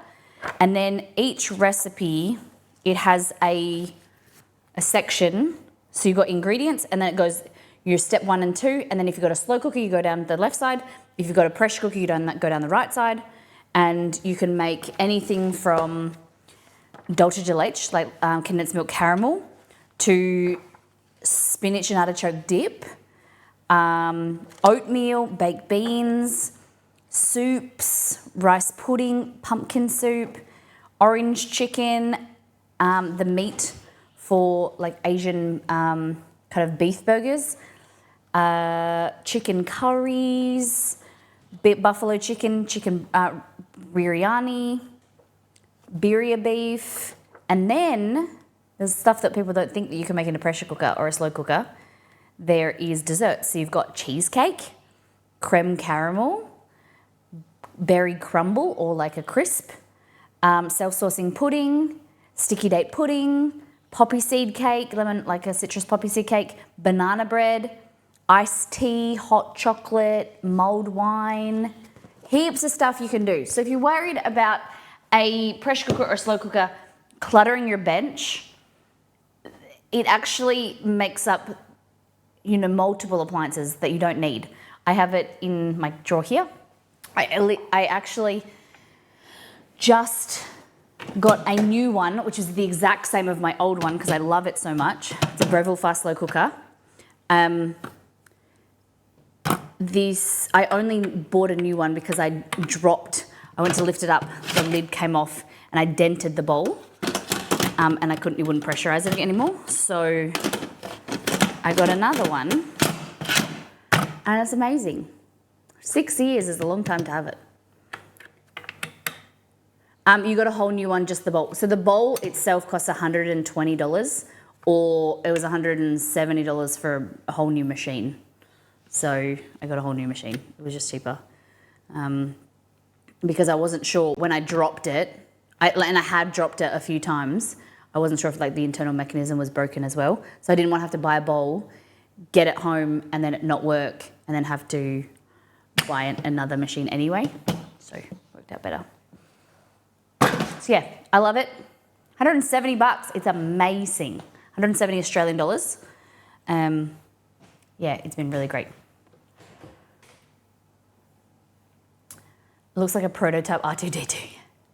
Yeah. All right, so any questions about burger salad? I have the best accent. Thank you. I wouldn't say it's the best. It's a little bit of accumulation of all different accents. It's kind of like my articulation is, it's kind of like, how have you heard of that transatlantic accent? So it's kind of British, but kind of American, and it's kind of sounds posh. It's kind of like the sound, when you think of old movies, you know how like Marilyn Monroe used to speak type thing. That's like the perfect accent so like Americans and Europeans can understand the person. I kind of have something that's kind of like a accumulation of different accents. Some people think I'm British, some people think I'm South African, some people think I'm Australian, and I articulate different words so that you guys can understand me. Because if I spoke really Aussie, I'd be saying butter, and I'd be talking real bogan, and you'd be speaking like this, cool, pool, school, and really ochre. My dad is his accent is very country, very ochre, we would call it. I've named the fly Robert. Oh, he won't go away. I think I got him. Bogan, Muppet, yeah. One stream as a full-on Aussie. It's really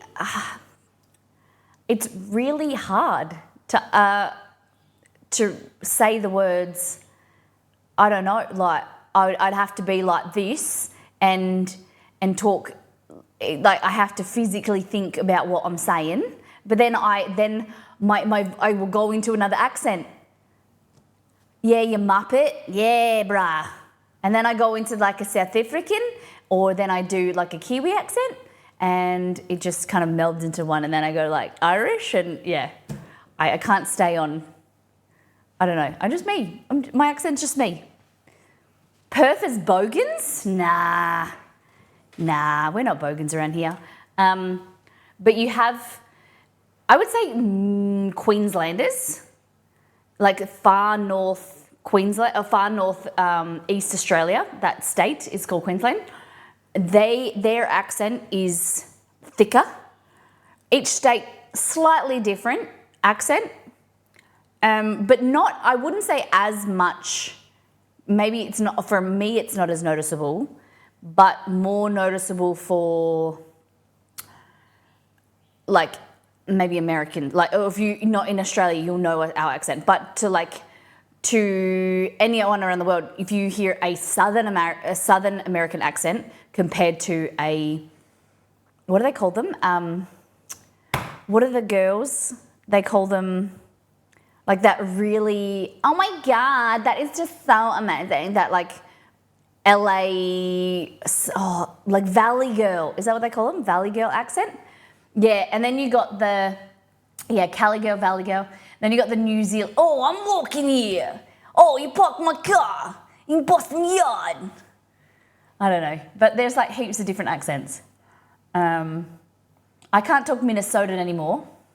I go full Fargo. What's Fargo? Yeah, super hard to reproduce a close accent that you grew up in as a kid.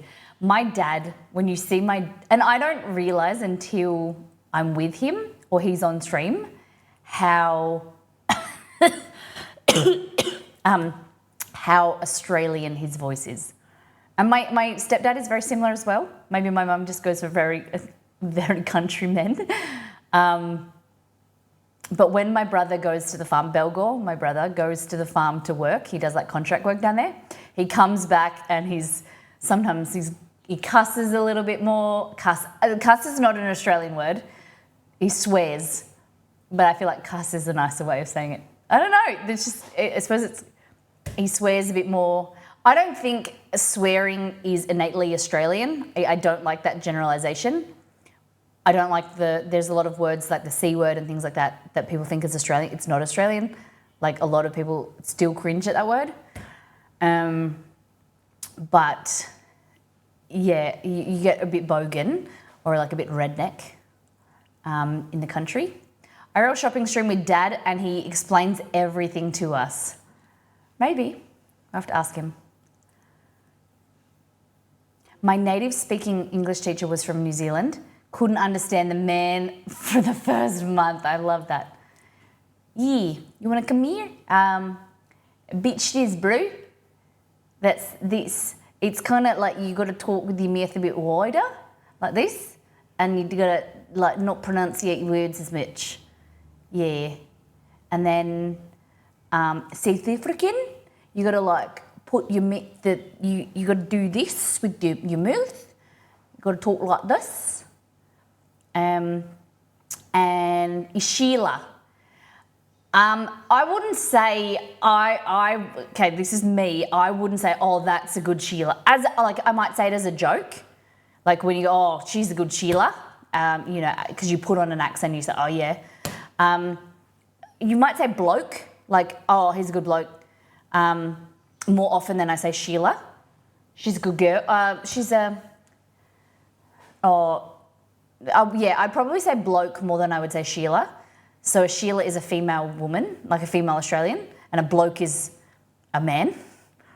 How about bless your heart as an insult? Bless your heart is an insult? Is that like one of those things like kill you with kindness, where someone says something really nice but they mean it like vindictively? We really say it years ago, blokes would say, oh yeah, that's a nice Sheila. I always wonder what the lingo is different. Oh yeah. Oh, bless you. Oh, bless your heart. Oh. And then they go, you know how when people go, oh. I used to have a friend that used to be like, oh, Molly, speak to me like that. And I hadn't seen her in a few years and she did it to me and I just was like, I don't know if that's disrespect, like, oh, Molly, you're so cute, like that. Even though I think the intention was nice, but it just rubbed me up the wrong way. And I'm like, there's a reason why I don't have you in my life anymore. Someone similar is, like someone saying someone is simple is bless your heart. Oh, bless your heart. Most of us burger. I don't know what that means, Johnny. Most of us say burger. Most of us live burger. Bless your heart. I didn't think anyone that could be that stupid. Okay, that makes sense. Yeah, okay, that makes sense to me. May you live in interesting times is a curse. Okay. Cringeworthy. I love Midwest lingo. A thigh slap means time to go. What do you mean? When you stand up and you go, time to go? Like or do you like a physical thigh slap? Well, yeah, that's Australian. That's Australian as well. Where you sit down and you go, well, let's go. Or like you go, that. You go, all right. That means it's like, okay, now we're going to get shit done. It's like, all right. Shake off your hands. I think that maybe it came back from like old, like mining times where like you had dirty hands and you were just, all right, and then you got back to work. I don't know. You know, when you're like, you've been sitting down eating and you go, like, wipe your hands, you go, all right, let's back to work type thing. I don't know. It's funny how things come about. In the Midwest, you have to do it like 5 times though. The people move with you, when you're trying to leave. I am notoriously bad. I don't want to, like, I live with FOMO. I don't like, if I'm leaving a party or something, I struggle to leave. Because like, what happens if something's going to happen and I'm going to miss out on it? So it takes me ages to say goodbye and leave. So I'm getting better. But exceed, he'll just be, he sits down now. And I'm like, okay, we're going now.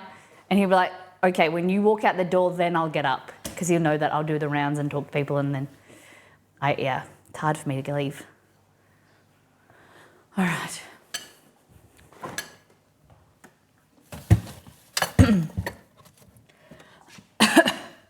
Okay. Do you think we should an Irish goodbye?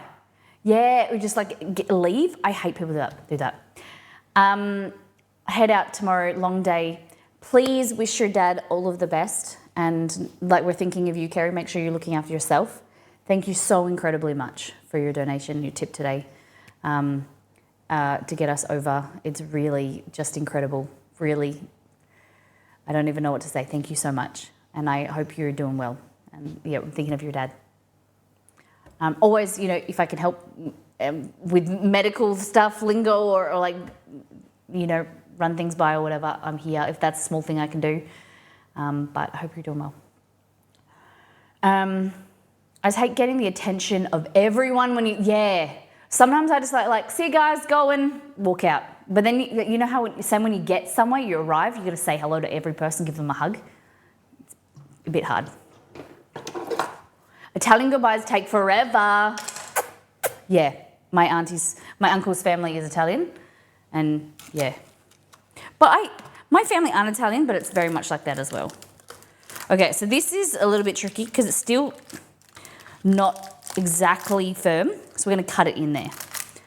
You should, when it's cold and firm, you should be able to pull it out, but we just want to try it now because we're naughty. Oh. I'm just going to cut what I can out.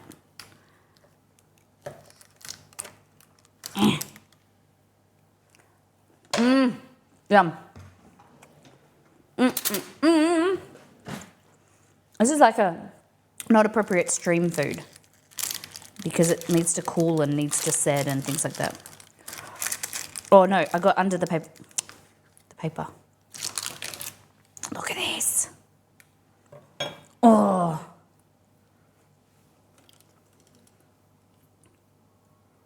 Hold on. How are we going to do this? No. Oh, look at that. When it's cool, like to room temperature at least, or cold out of the fridge with a dollop of whipped cream. Oh.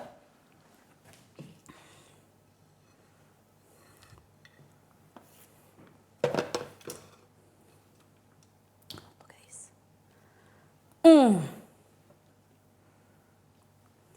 I wave goodbye from the door, yelling, glad you got to see me. I love that.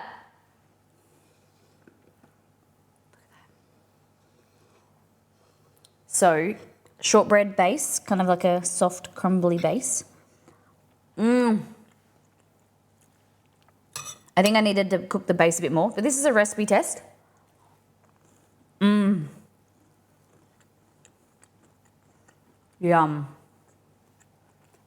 Oh, yeah.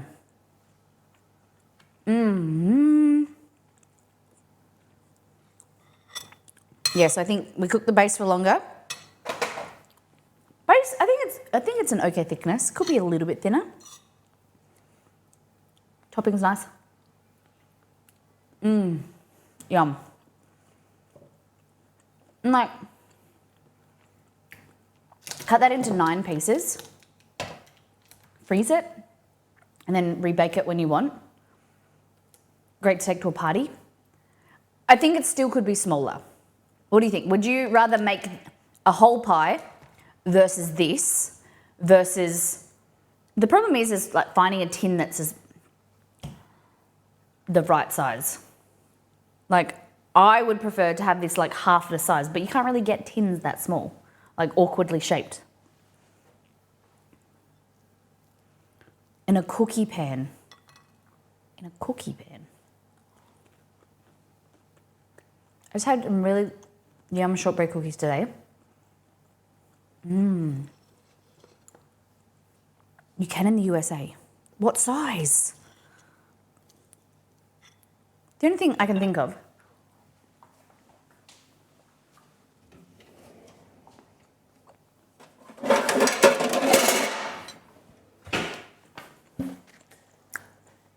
This loaf tin. That's about half.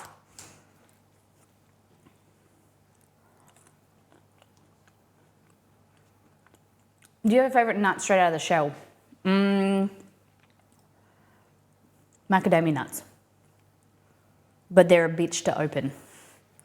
Macadamia nuts are native to Australia. They're an indigenous, what you would call a, what's it called? Something grub. I think Brazil nuts are underrated.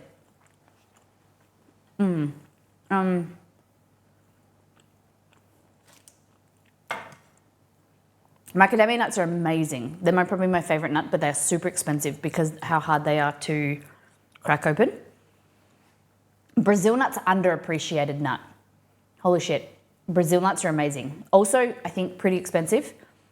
Hard to find, but a chocolate covered Brazil nut, damn, have mercy. Like, I don't know what that saying is. Lord have mercy.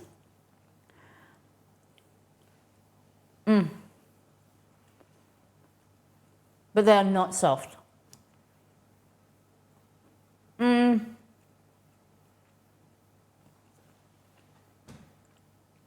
I remember at my auntie and uncle's farm when I was a kid, we used to go down there and I used to like play, with my little tiny cousins.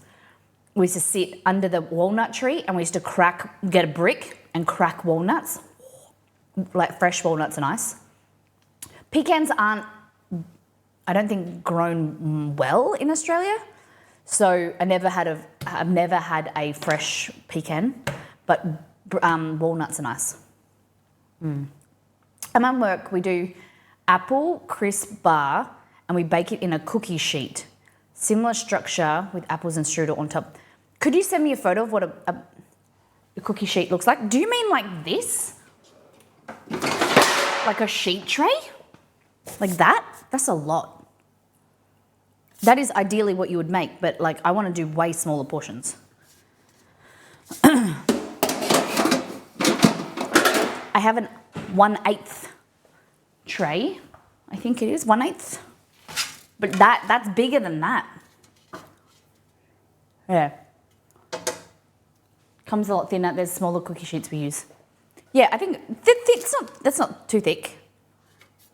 Probably the same thickness of what it would be in here. But still too big. Maybe, does it come in half? Like a 1/16 tray? That would be amazing. I have to keep an eye out. So, for purposes of recipe testing, would you prefer, I have the recipe written as a regular pie, but would you prefer the pecan bars to be 8 by 8 inch, or I think it's 20 centimeters by 20 centimeters square? Or do you want a loaf tin? Do you want less? Delicious. What do you think? Sage, thank you for 18 months. You get one of them. What are they called? They are what the fuck's this called? A bat. A bat. You get a bat. Less, and I think that 8 by 8 is perfect. Perfect for parties. The tin you use is good. The loaf is a bit small. Okay, I like that. Appreciate that. This bloody fly.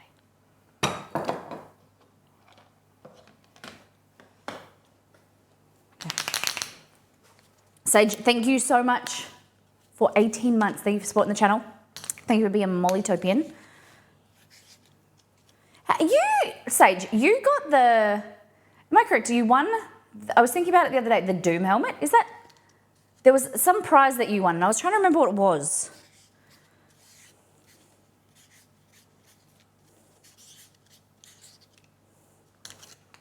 The rub.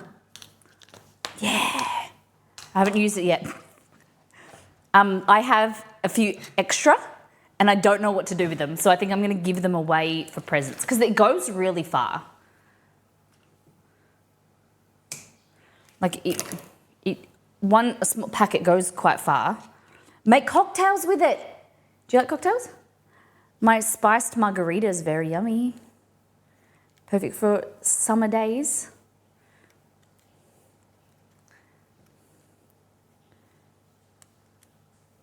Right, get the sticker off.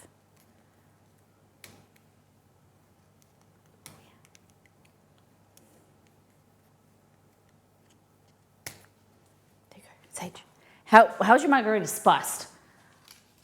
So, I worked with the team at Bethesda, Australia, and they created this spice mix. So it's got charcoal, it's got cumin, chili. It's very tasty. It's called Bite Back. And then I created recipes to use this. So we created a po' boy, like a shrimp po' boy type thing. It was very tasty. And then, no, it was like, no po' boy. Lobster roll, sorry, lobster roll, but you could do shrimp. Then we created baby back ribs. They were yummy. And then I made a spiced margarita with this. So pinch of glitter, pinch of this, I can find the recipes. They're somewhere in Discord, but they're somewhere on the internet. They promoted them. It's got a little bit of charcoal in it, so you can't have this if you're on some type of medication that's like I think SSRI. You can't have charcoal, some medications, but it is yummy. My stepfather went into palliative care in Bethesda 10 years ago. Loving care in place. Bethesda Hospital is a fantastic place. Bethesda, I'm talking about Bethesda as the game developer, but I know some wonderful people that work at Bethesda Hospital. If it's a Bethesda cocktail, I would have integrated a bun.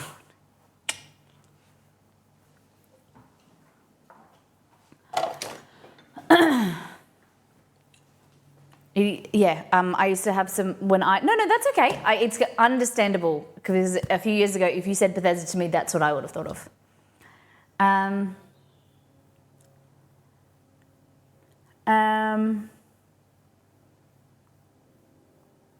Oh, thank you. You're gonna make me cry. I'm looking forward to the day when things settle down and I can join you all once again. Meth, I really appreciate you. I hope everything's going okay and you're staying safe. If you need someone to talk to or just want to, let us know, keep us updated in our Discord server. There's a Care Centre channel in there, and we're wishing you all the best. I'm so grateful because you guys are the same for me. We're going through something really, for us. I know that there's a lot of people going through a lot of different things right now, but for us, it is one of the biggest things that has ever happened, with our Chester. And you guys are a welcome relief and source of comfort for us. And it's really nice to hear that I am that for you as well. And that's why I'm trying to focus on being more, positive and uplifting and letting you know that everyone, normalizing that we're all hurting and that we come together and it be a positive, beautiful place. It doesn't matter, your race, religion, your background, your political views, whatever, wherever you are in the world, it just matters that you're good people coming together, sharing and being here and being friends. And I'm really grateful that you've let us know that. And thank you for letting us know that you need some comfort, and we'll be, if you're in our Discord, we'd love an update and we know we're thinking of you, okay? Thank you, bakery worker. Nice, your kitchen's done. That's fantastic. That's exciting. All right. So we were talking a bit of Aussie slang. And we've made some food. We've made some salad. And I think it's been a great stream. Yes, Pecan Bye Bars here. They need a few tweaks. I think I'm going to halve or reduce the amount of the pastry, or I might bake them for a little bit longer, see if it crisps up. It's just a little bit soft. I think I needed to bake it a little bit longer. But they're very yummy. Thank you to our beautiful bats. We're going to be adding more. The next stream is Halloween. So you better be excited. I'm looking for more suggestions of what you'd like me to make. Halloween foods in 3 days and 19 hours. So Monday. Doesn't work out. Today's Friday. Saturday, Sunday is 2 days and 19 hours. It's not working. There we go. Look, see, it's not counting down. It's 2 days. Wait for my update. You can halve it, or you can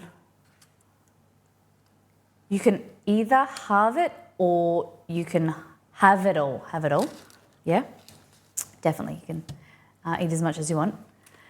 2 days, 20 hours. There we go. Thank you, Exceed, for updating that. There's a thread in Discord if there are any suggestions, Halloween foods that you'd like to see made. We want to do a bit of fun stuff. Then Friday stream, this time next week, we're doing Oppenheimer. So if everything, I hope you guys understand, I know that you understand that Monday stream, hopefully Chester's okay. but it's all tentative like that. And then on Friday, the Oppenheimer stream as well. It's all, if everything goes to plan and Chester's doing well, then the streams will go ahead. But there is, you know, the possibility of moving things around if we need to go up there for appointments or things like that. But please think of us, think of him, send him some good vibes, that his tummy's okay. Goulash, oh, that sounds good. So yeah, send me suggestions in Discord, what you have ideas, both for Oppenheimer and Halloween. Why not? I have some ideas for Oppenheimer. We're gonna do, his favorite food is supposedly nasi goreng, and then he has a Manhattan and a sake martini maybe. I'm not sure. And then I'm thinking we need to make something explode. I feel like exploding is always good. But I don't know how to make it explode. I'd love some C4, just a little bit, but I don't know. Other than like Mentos and Coke, I don't really know what we can make explode. So get your science hats on, go back to school for me and tell me what I can easily find. C4, wouldn't it be fun? Just like a tiny little bit. We put it in the middle of like in a cake and then we like set a fuse and that would be fun. Pyrex measuring cup, yeah. Put it in the oven and watch it explode. Fuck up my oven. Thank you, J Fry. Mustard gas C4, I think we're on the list now. We've been talking about a bit of inappropriate stuff today. Diarrhea, everything explosive. Okay.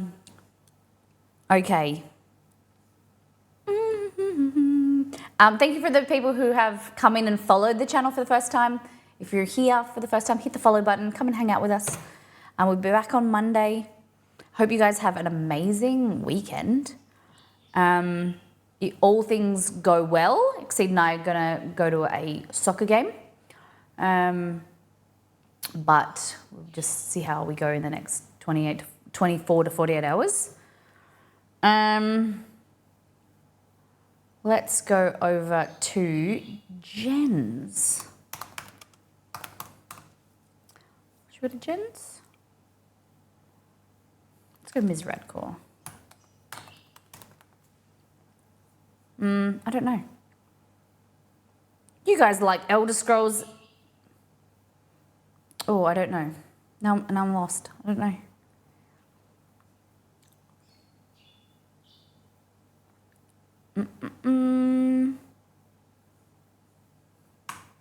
Nice bakery. Good on ya. That'll be great. I'll send him your love, J Fry. And we're gonna go visit Ms. Radcore. She's playing Elder Scrolls. So copy and paste this raid call message. Jump over in the raid with me. Say hello. Thank you so much for being here. For those who have supported the stream today, subbed, resubbed, tipped, Beware My Brain for 2 years, Casvelin for 12 months, Ali gifted to Kerry, Sage 18 months, Ashley $25 tip, Marissa $15 tip, and Kerry $1,060 for our vet bills and our, everything goes in towards. At the moment, being able to help Chester get him healthy again and figure out his care, keep him with us as long as possible. I hope you have an amazing weekend. Please give my love to Ms. Radcore. Try and pop in there when I can. Take care, brush your hair, be good to yourself and all the fluffy puppies and fluffy buddies around you. Take care and have a good weekend. Make it a good one, and I want to hear about it on Monday for Halloween food. Okay, bye.